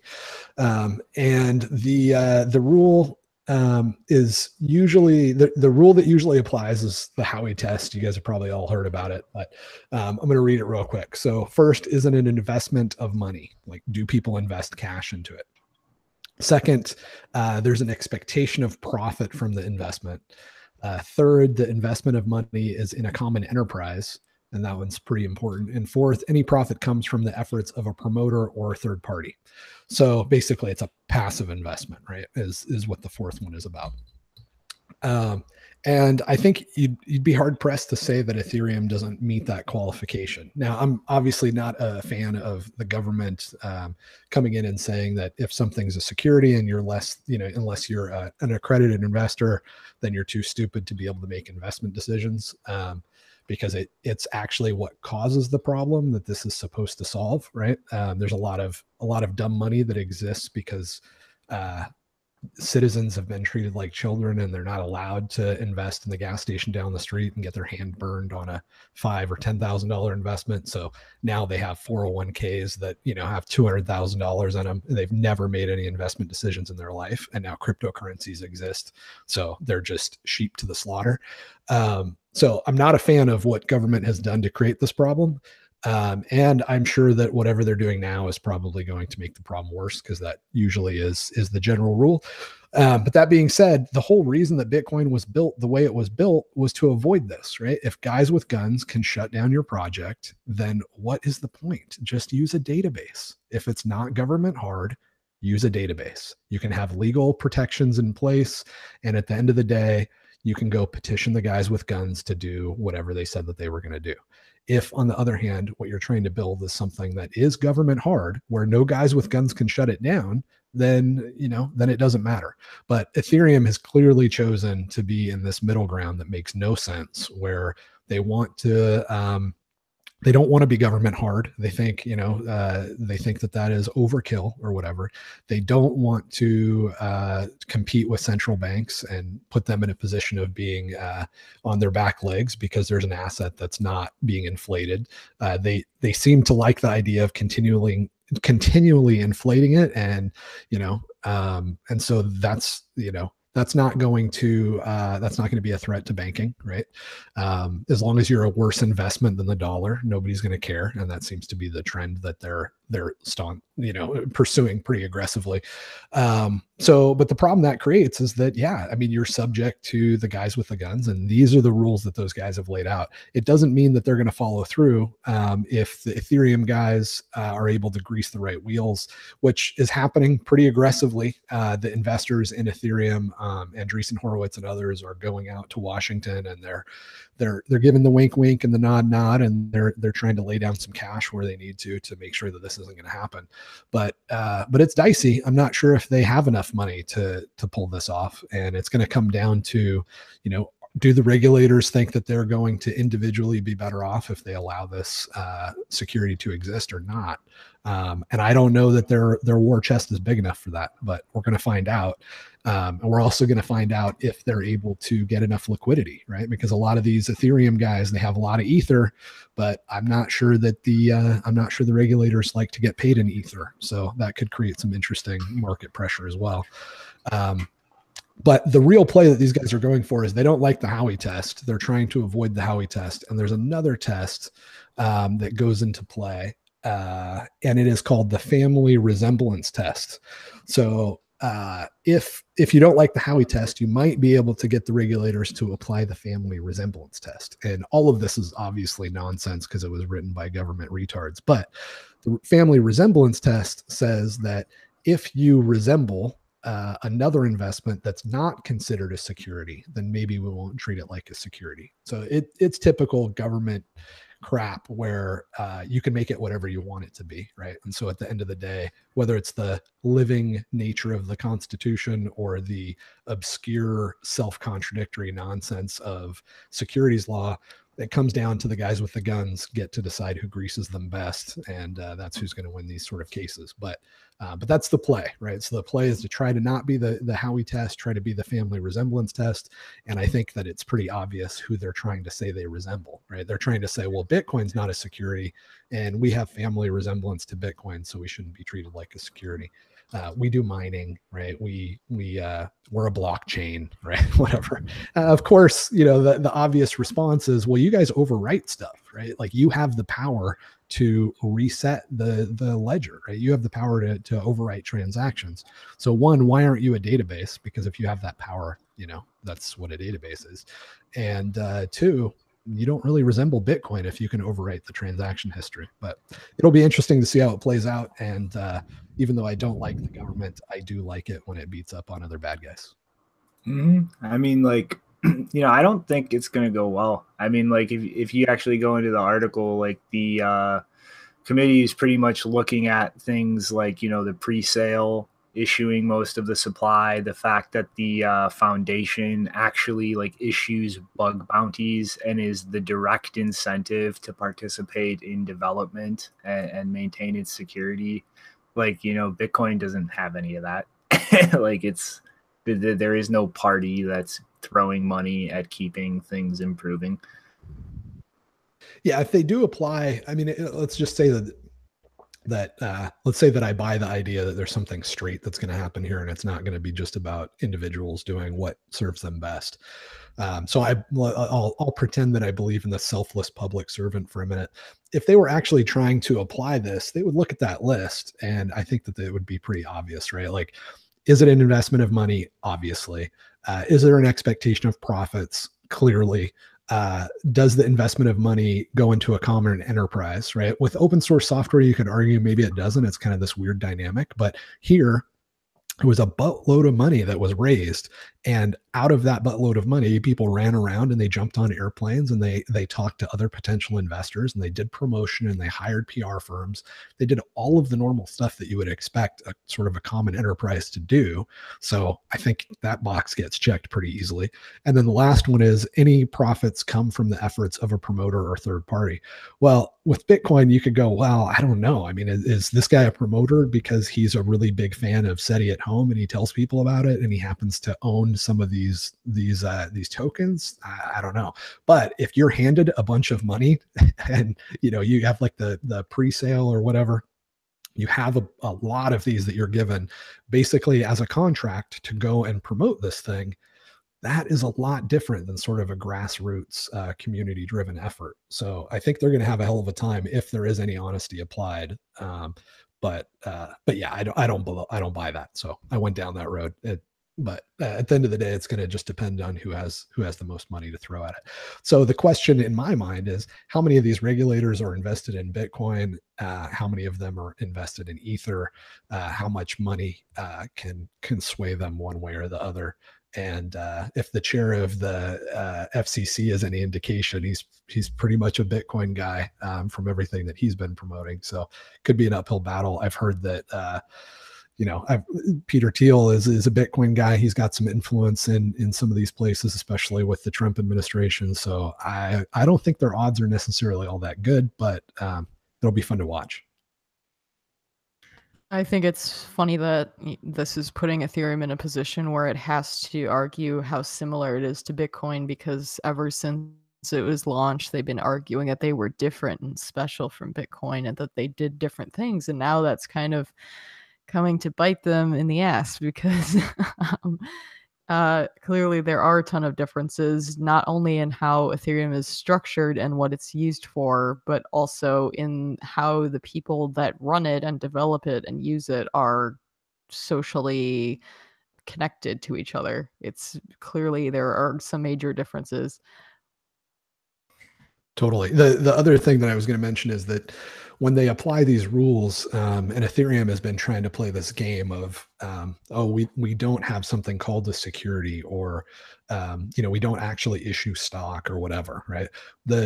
In theory, the way that these rules get applied is that it has to do with the functionality of what happens, right? If functionally you've created a security, which essentially means you get rewarded for investing in it, and it's an enterprise that goes out and does something, right? So you put $100 in, that $100 is used as capital in this enterprise to go provide some product or service or build something that other people end up buying, and as a result of that, you get rewarded.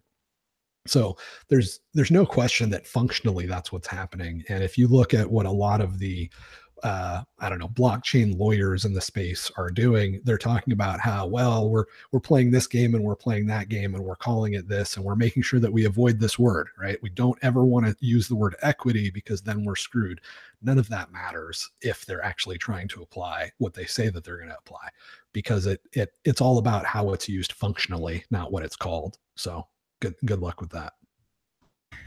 Yeah, honestly, like reading this and like, I'm hopeful. I'm interested to see how it turns out. But like we were saying earlier, it's like a lot of these government forces and people working. You have like 90% on, trying to do the thing that just works best for them, and 10% trying to help out and everything. And yeah, like we're saying, there's a lot of money being spread around, and what exactly the incentives are, that's where it's like, I'd like to see this go ahead, just play out, because I want to see what they're going to say. I know that the SEC and the CFTC, whenever they were there in the Senate committee hearing, they were doing really good as far as defining that, there is like a utility to some tokenization, as far as like, very, very few, but like there is a possibility that there's like some of these ICOs that have a utility to them that might be developed further. And then saying that a lot of it though is just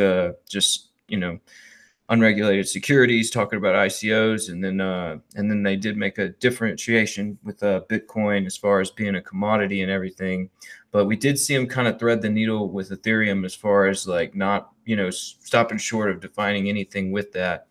And it just makes me, being here in Colorado with Shapeshift and a lot of Ethereum devs, and like we've seen with Vitalik kind of being contentious on Twitter recently, stepping up to Craig Wright on, conferences and trying to just like, it feels like there's this effort, to show that Ethereum is somewhat decentralized enough to where there's nothing, no one in control of really, like we know with the foundation, and, can roll back the chain. But yeah, I mean, like this might be why we're seeing the parity, fork being discussed in the light that it is, as far as like, no, we're not going to bail them out.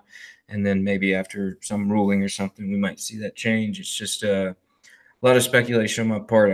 I'll probably be watching that if they live stream it, because, we've been talking about Ethereum since the pre-sale. So it'll be interesting to see what the SEC finally has to say.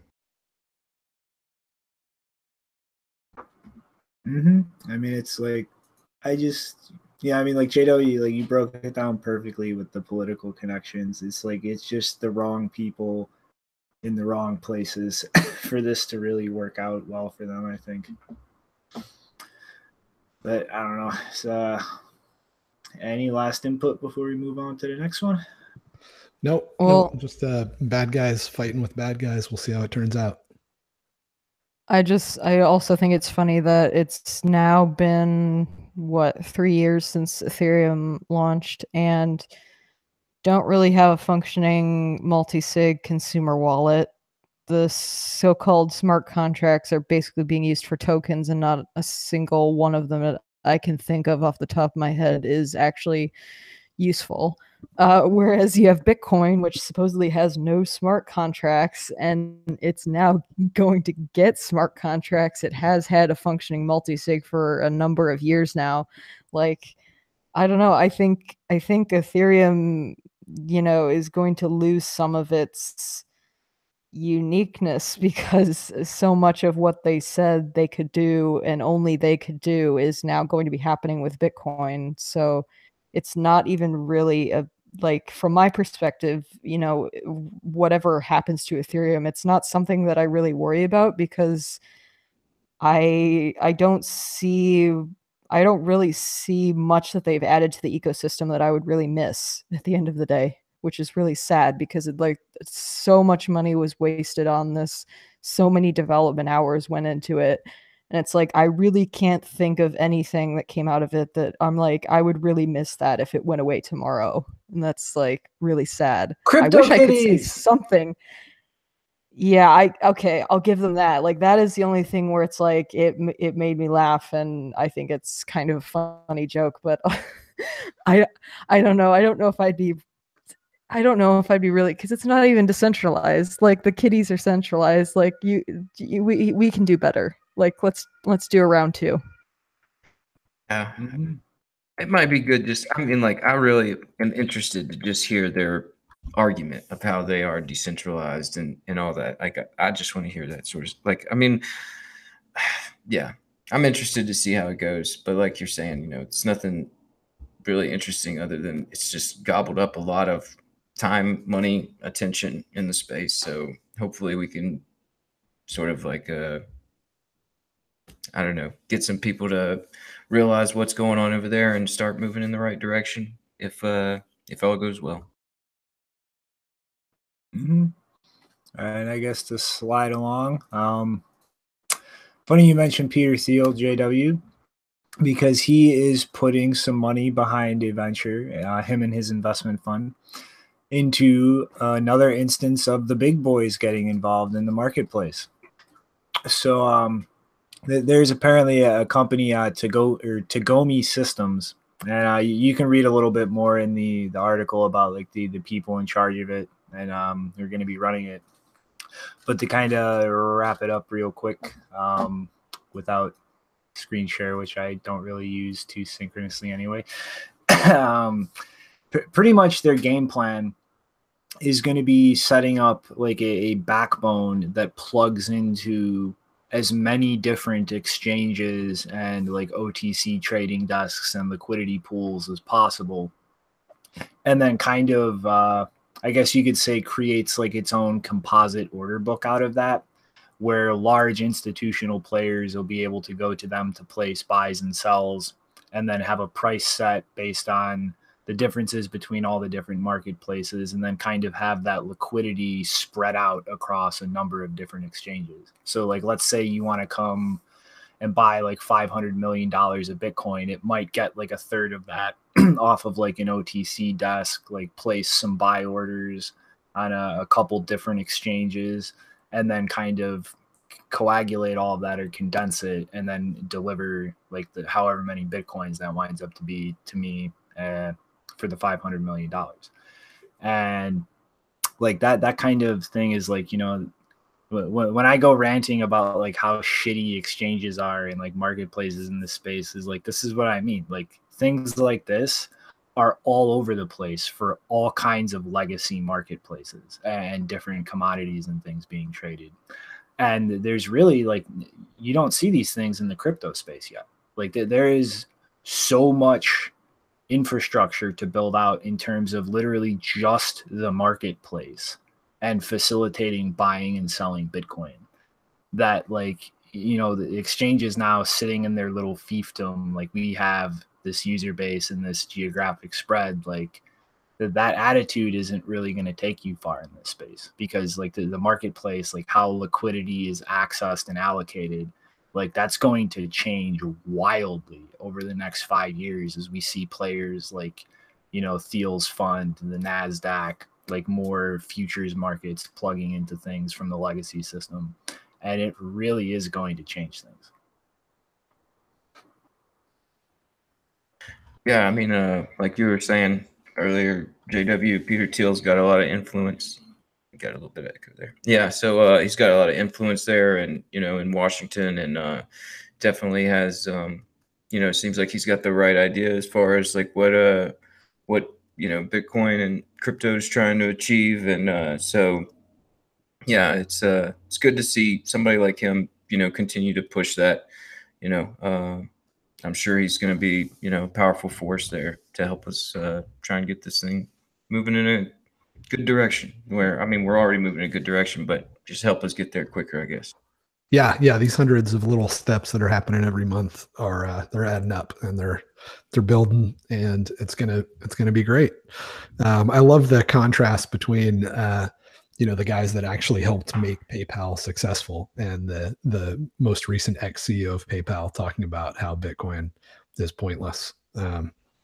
It's the fact that guys that actually built the business and knew what the hell was going on, and then the bureaucrats that inherit it later. It's great. So good job, Peter Thiel. Keep it up.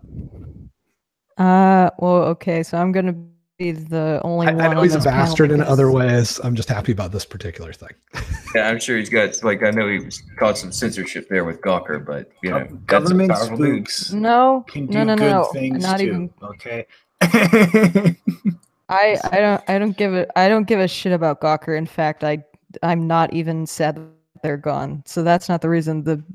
I am not. I hope he takes as much of a hands-off approach to everything that he does with regards to Bitcoin as possible, because sorry, I am not happy about a person who founded a company that literally builds for the NSA, builds their software. I am not that happy about him being involved in anything with Bitcoin.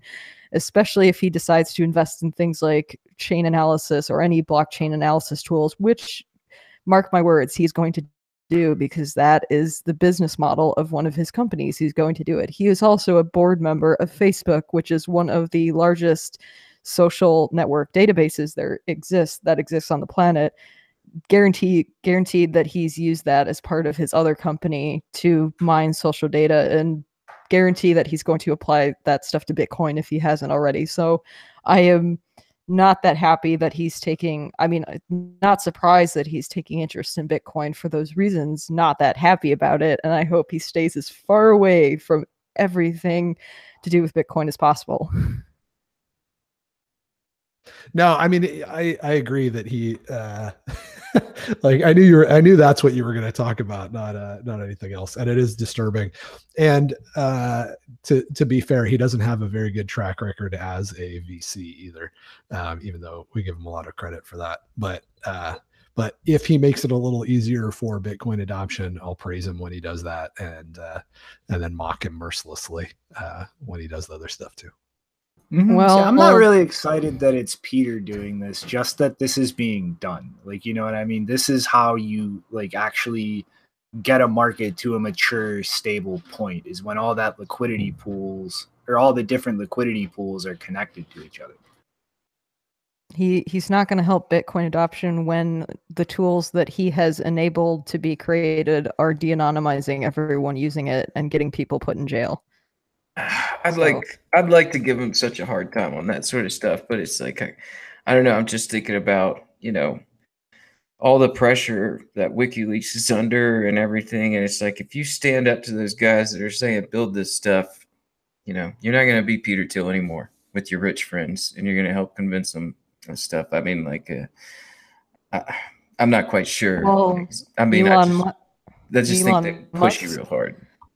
Elon Musk is another PayPal dude who has not built software for the NSA as far as I'm aware of, and he's into Bitcoin. So I would take Elon Musk over surveillance spook. I would too, but Thiel. I guess we got to take what we get, right? I wish Elon Musk would get his hands out of my pockets and quit sending us to freaking Mars. I don't really want a condo on Mars. I'd rather keep my own money and maybe have a condo on the beach. So if we're going to talk about these guys being greasy bastards, there's plenty to go around. I'm not a fan of anybody 100%. And Thiel is definitely one of them. I wouldn't recommend his books. His whole thing on like trying to create a monopoly is just redefining the term monopoly and causing confusion. So I have plenty of negative things to say about both of those jokers. But even if Charlie Lee will do one freaking useful thing, I'll praise him for that, right? If Fluffy Pony will do one useful freaking thing, then I'll say good job. But right now, those guys are 100% retard. And Peter Thiel, at least he did something useful. Dude, Fluffy Pony has contributed the most useful thing ever created in the cryptocurrency space. Have you not heard of the Monero Enterprise Alliance? Yeah, it was a great PR move, great marketing. It was the greatest thing ever. Well, to be serious, his company funds more Bitcoin development than a lot of Bitcoin companies. He's also not, as far as I'm aware, he's not contributed software to the NSA. So to say that he is a worse person than Peter Thiel is not. Oh, I didn't mean to say it was worse, but yeah. All right. We'll see. I'll praise him for whatever funds he's thrown at Bitcoin development. Good job, man. I know you took that money out of the hands of babies and innocent old ladies, but I'm glad you did something good with it.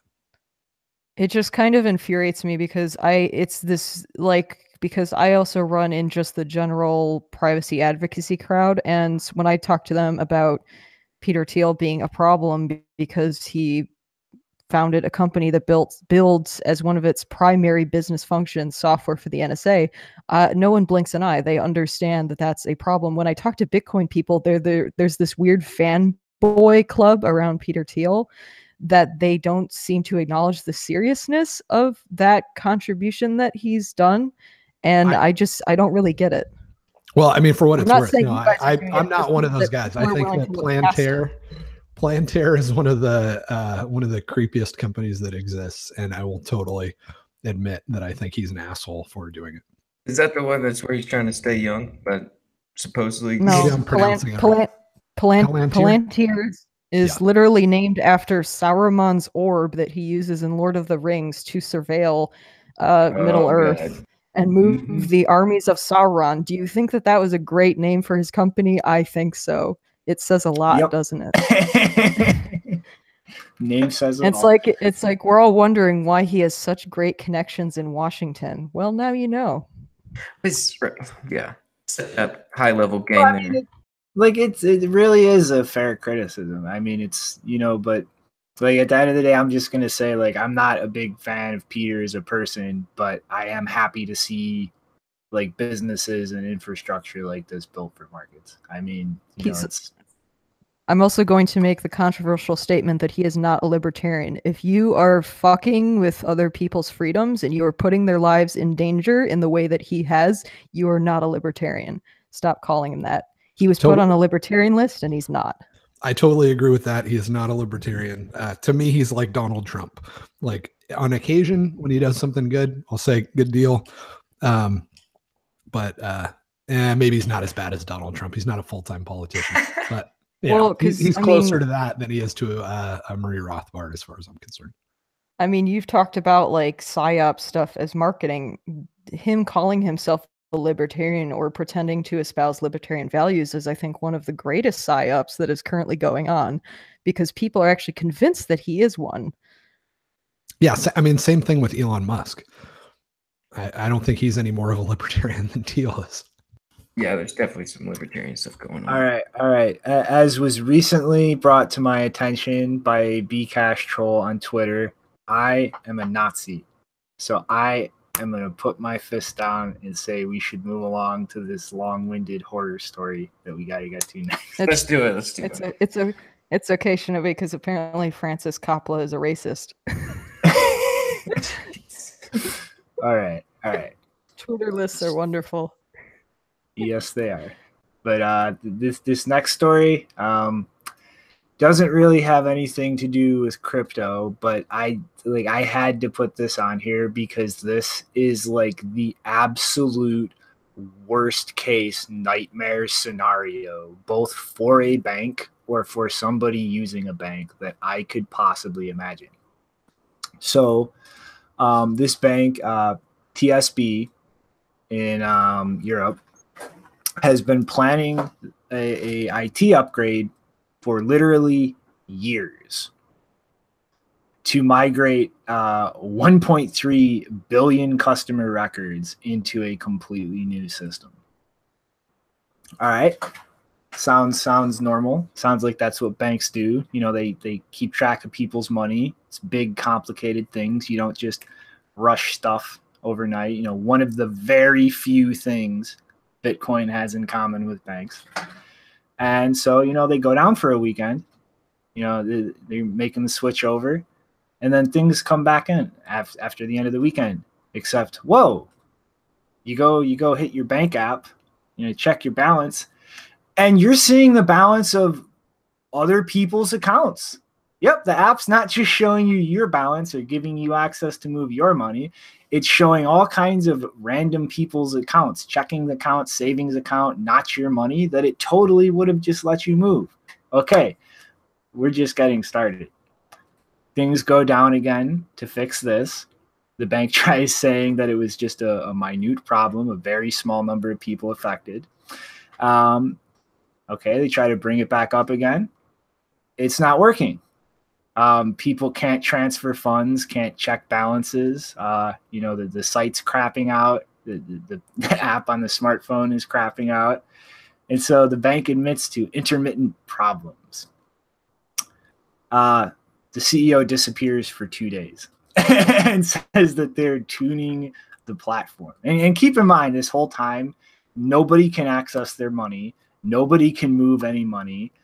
Business owners, in the instance, this man on the screen right here runs I think a locksmith company, Mentor Lock and Safe company, small business. He can't get any new jobs. He doesn't know what payments are going through or not going through for jobs he's in the middle of. Like, things like this really fuck up a small business, because each thing like that, each job, that's money. You need that I shouldn't. Yeah, why am I explaining that? Everybody can put that together. And so pretty much by the end of this giant shit show, people are flipping out. Like there's literally marriages, wedding ceremonies being put on hold because they can't pay for shit right before the wedding's coming up. People are flipping out, wanting to close their accounts. And at the end of all of this, this bank is literally raising the interest rates on people's accounts from 3% to 5% to try to stop people from simply closing their accounts. And now, to kind of wind this back here for a minute, this was being planned for years.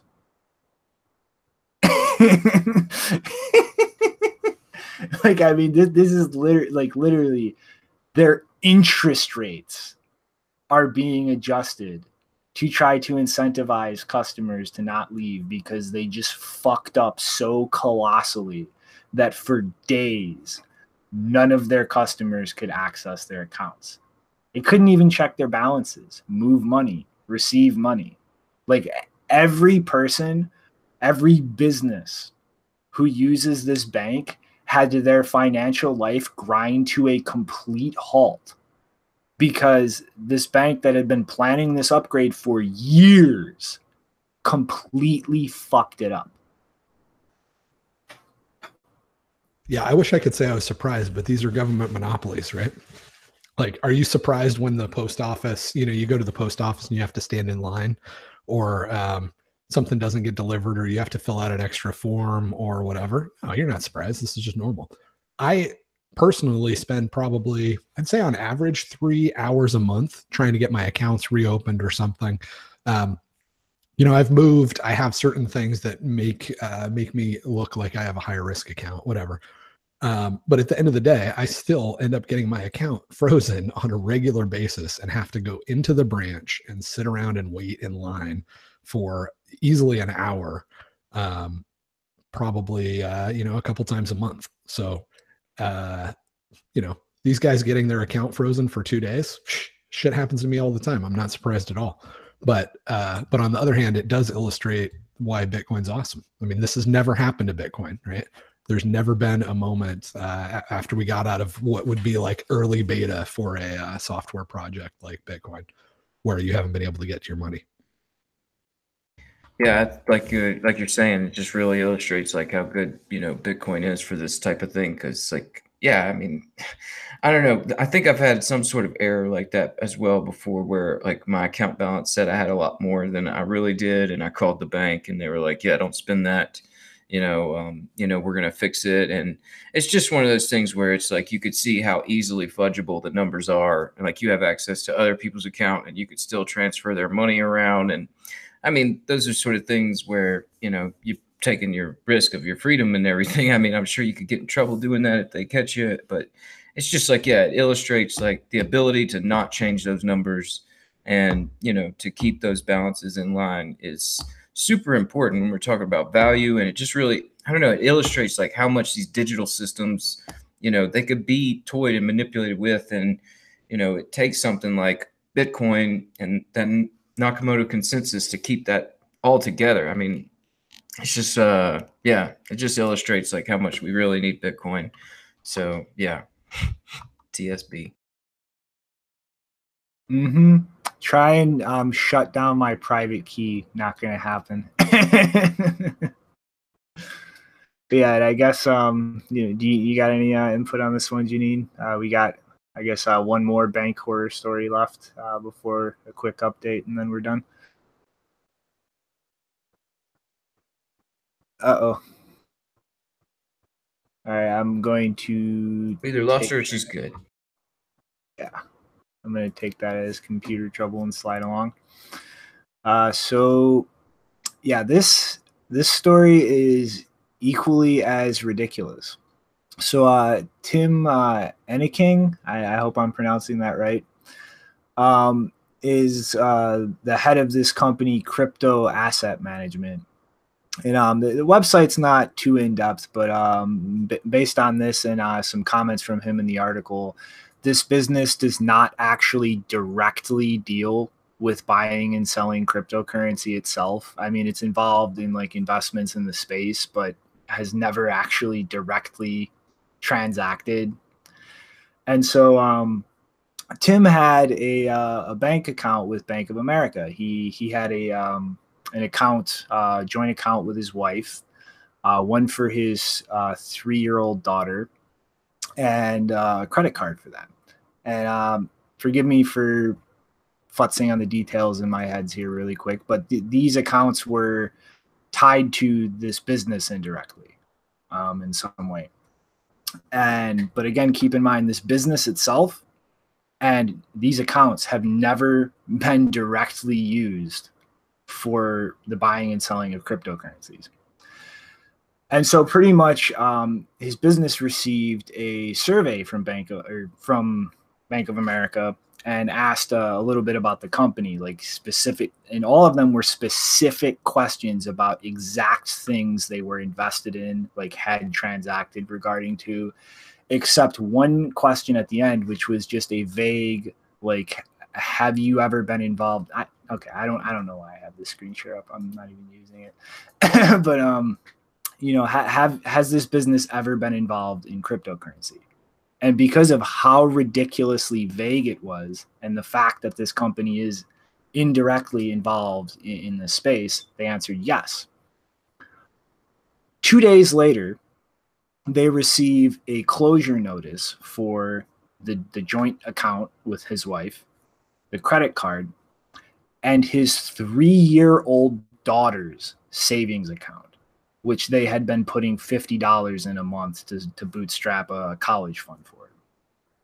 So Bank of America, just because a survey was answered with yes to the ridiculously nebulous and vague question, are you involved in cryptocurrencies, shut down not only those accounts, but the personal accounts of this man, his wife, and his 3-year-old daughter, whose account has not had a single transaction that was anything but $50 being periodically moved into savings that had nothing to do with cryptocurrency for her college fund. And to give some context to this, Bank of America recently announced this, Bank of America coin deal where it seems they're trying to create some token program to complement or replace their rewards program for cash back on purchases. And this boggles my mind. Like this to me looks like a company that is literally they've just had a psychotic break in the boardroom and become fanatically convinced that Bitcoin and cryptocurrency is going to completely demolish them, to kill anything that has anything to do with it. Quick, we need to rush out our own coin thing that people can use on their smartphones. And it's just like this is outright insane. And the whole basis of the closure was a change in the account's risk profile. What risk profile does a 3-year-old saving account that literally has absolutely no activity except her parents putting chunks of money in to pay for college when she is an adult have a risk profile that is unacceptable for Bank of America? I mean, and to happen immediately after that survey to his business requesting information on their involvement in cryptocurrencies. This is the most insane, ridiculous instance of a bank shutting down an account because of cryptocurrency I've ever seen in my life. It's fucking insane. It's pretty crazy, but I mean, we saw, I think it was not really publicly stated, but the Bank of America said in a memo that they realized cryptocurrencies and Bitcoin is a direct threat to their business. So, yeah, I mean, it's not too surprising to see them take such a, reaction where it's just like overblown. I mean, they I think they understand that Bitcoin's going to come take their lunch, and they're worried about, even if you're 3 years old and you got some parents that might throw some of your money in crypto, they're scared of you. So yeah, it's just another good point to show like how powerful Bitcoin is. So it's ridiculous, but I guess that's the knee-jerk reaction whenever it's something you don't entirely understand and it's a threat. Yeah, these guys are super disorganized too. I mean, the way that they make decisions is really it's insane. And if some VP not like a I don't know, you can't even call them VPs because like the VP is like the branch manager in banks. Like they're so dysfunctional that they have like, just they've completely redefined all the titles. So we have people running around in crypto saying that they were VP at a bank and it means they they like swept the front porch. But anyway, yeah, I mean, these things are these groups are so dysfunctional that if there's some senior VP or corporate VP or whatever that thought that they could get a little bit better of review if they put together some new anti-Bitcoin or anti-cryptocurrency or better fraud system, and they just said, well, one of the rules is going to be this blanket thing. If you have any association with crypto, we can close your account because there's not that many people, and it'll maybe slow adoption of crypto, but help us on the fraud side, then he'll do it. And it's not like he's going to be punished if things don't go well, right? Like they're so insulated from any free market pressures that why not? So you get really weird stuff. This is just maybe one example, but these organizations that are so insulated from actually having to serve a customer because they're again government sponsored monopolies do weird stuff. Mm-hmm. But I mean, it's still like the risk profile of this 3-year-old's account has changed to the point where we don't want this bank account because her dad is in some company that has some indirect tie to crypto. I mean, like that's just batshit insane. Like that is not a reasoned, thought through thing to mitigate fraud risk. That is an intentional targeted action in a retribute. Okay, I'm about to just make up some word. Retributable. It's like a retribution. Retributable. They're being so retributable. Hey, I make up words sometimes. I can do that. It works. Punitive. Yeah, there you go. That's a much better word. But it's like the logic is insane. Like I can't reconcile that. Like I cannot see the boardroom meeting that established like that internal response to that degree being rational. I can't imagine a calm group of people sitting there and looking at the pros and the cons of being this strict. I just imagine people freaking out and just go do whatever you can. Just stop this thing. You gotta imagine what it would look like on break at the DMV. Like try to mentally put yourself in that room, and that's what it looks like. There's like a lot of apathy. Nobody cares. There's no passion. This is not a freaking Silicon Valley startup with 3 founders that are either going to become billionaires or lose all the work they've put in for the last 5 years. This is just a bunch of government wonks. And there wasn't even like a board meeting. It was probably, some risk management department, some middle manager ran some numbers and said, well, we have X number of people involved in cryptocurrencies and the fraud rate is higher than the average population. So flip that button. And it may not have even been a discussion, right? Like who gives a shit? It's not like they're all going to leave Bank of America and go to Chase, or they're all going to leave Chase and go to Wells Fargo. We're all crooks. We're all laundering money. We all create an awful user experience, and we're all just branch offices of the Fed. So screw customers. Who cares? Yeah, it's just my mind is like it's a blank slate of like, are you fucking kidding me when I think about this? But It's pretty. I mean, it is absurd, right? Like a 3-year-old that only has $50 a week deposited into her account. Like their fraud rules aren't any more subtle than that. But yeah, I'm with you. It's pretty absurd. Mm-hmm. I don't know, Janine, you got any words on the Bank of America story before I do this last update and we get to the final thoughts? No, I don't have any thoughts. Just every time I see Bank of America, I think boa constrictor. Boa constrictor. I just get like this choking sound, kind of like JW when he hears Monero. Okay. Well, I guess on that note, then I have a minor thing to tack on to a story from the last episode, and then Shinobi Thought Loader can start his thought loading process. But unsurprisingly, when a non-lawyer such as myself tries to play armchair lawyer with a foreign country's constitution, I got some things wrong. But thankfully, somebody who doesn't want to be named reached out to me and kind of gave me a breakdown and some things to look at. And apparently, like when I was looking at the Article 19 of the Constitution and this Section G here, the right to practice any profession or to carry on any occupation, trade, or business, there's kind of a very specific context that's being brought up in. And there's a subsection here speaking to this Clause G, where it's more of like it's pretty much like there needs to be like some legal basis by which to violate that right. Like, you know, obviously, like if you just look at it in a vacuum, well, hey, I should be able to be a murderer because that's an occupation if I make money.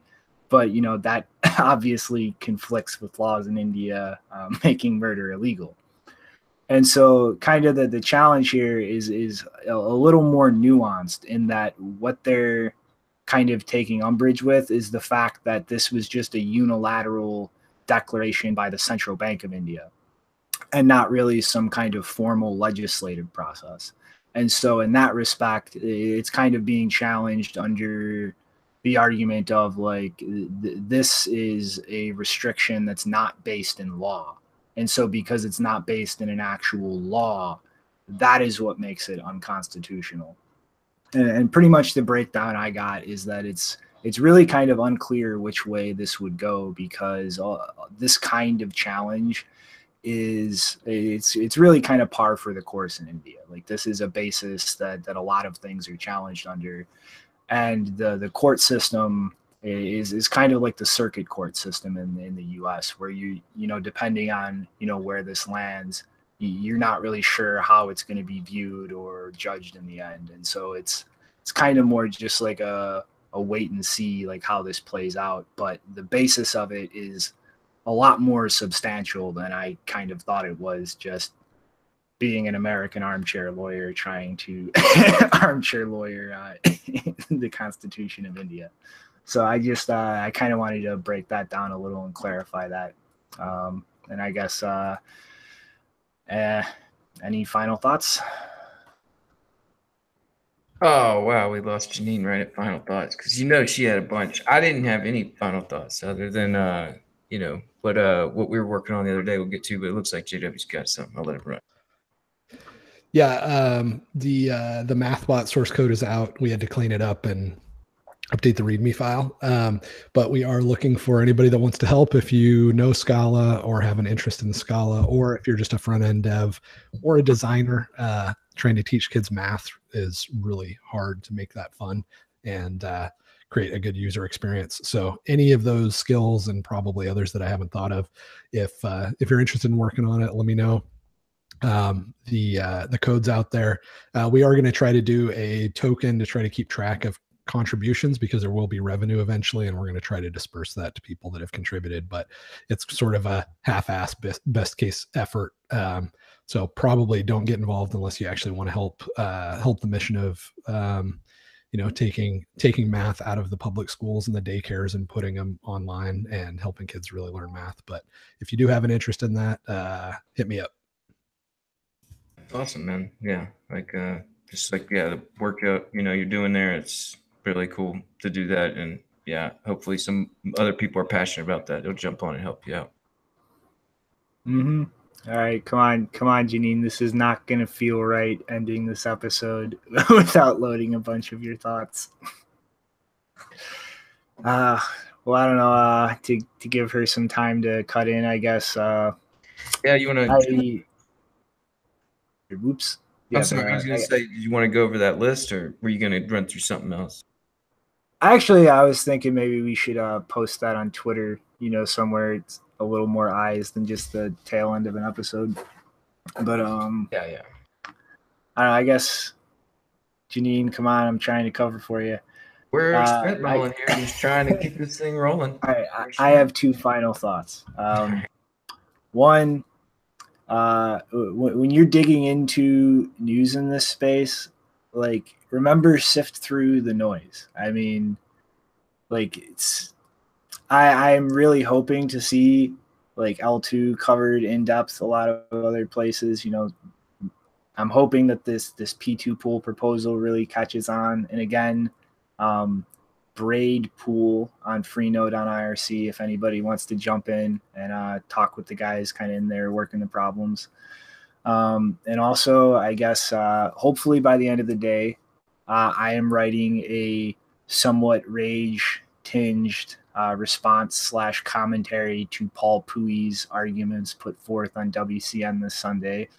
So hopefully I get that pushed out by the day. And I guess, unless somebody else has some other final thoughts, that's about all the cover I can give Janine. Yeah, just yeah, I guess my final thought would be, we're going to push out a tweet a little bit for, we're trying to correct that women in Bitcoin and put out a proper list. So be on the lookout for that. Yeah, my final thought, in addition to help me out on MathBot, is, again, if you work for a government agency or a government-sponsored monopoly, I hope that you have a flat tire today or something bad happens to you, because you have contributed a lot of pain and suffering in the world, and you do every day. And I just want you to know I'm thinking about you. All right. Well, I guess on that note, toodaloo. We'll see you guys on Saturday. See you guys. Later, everyone.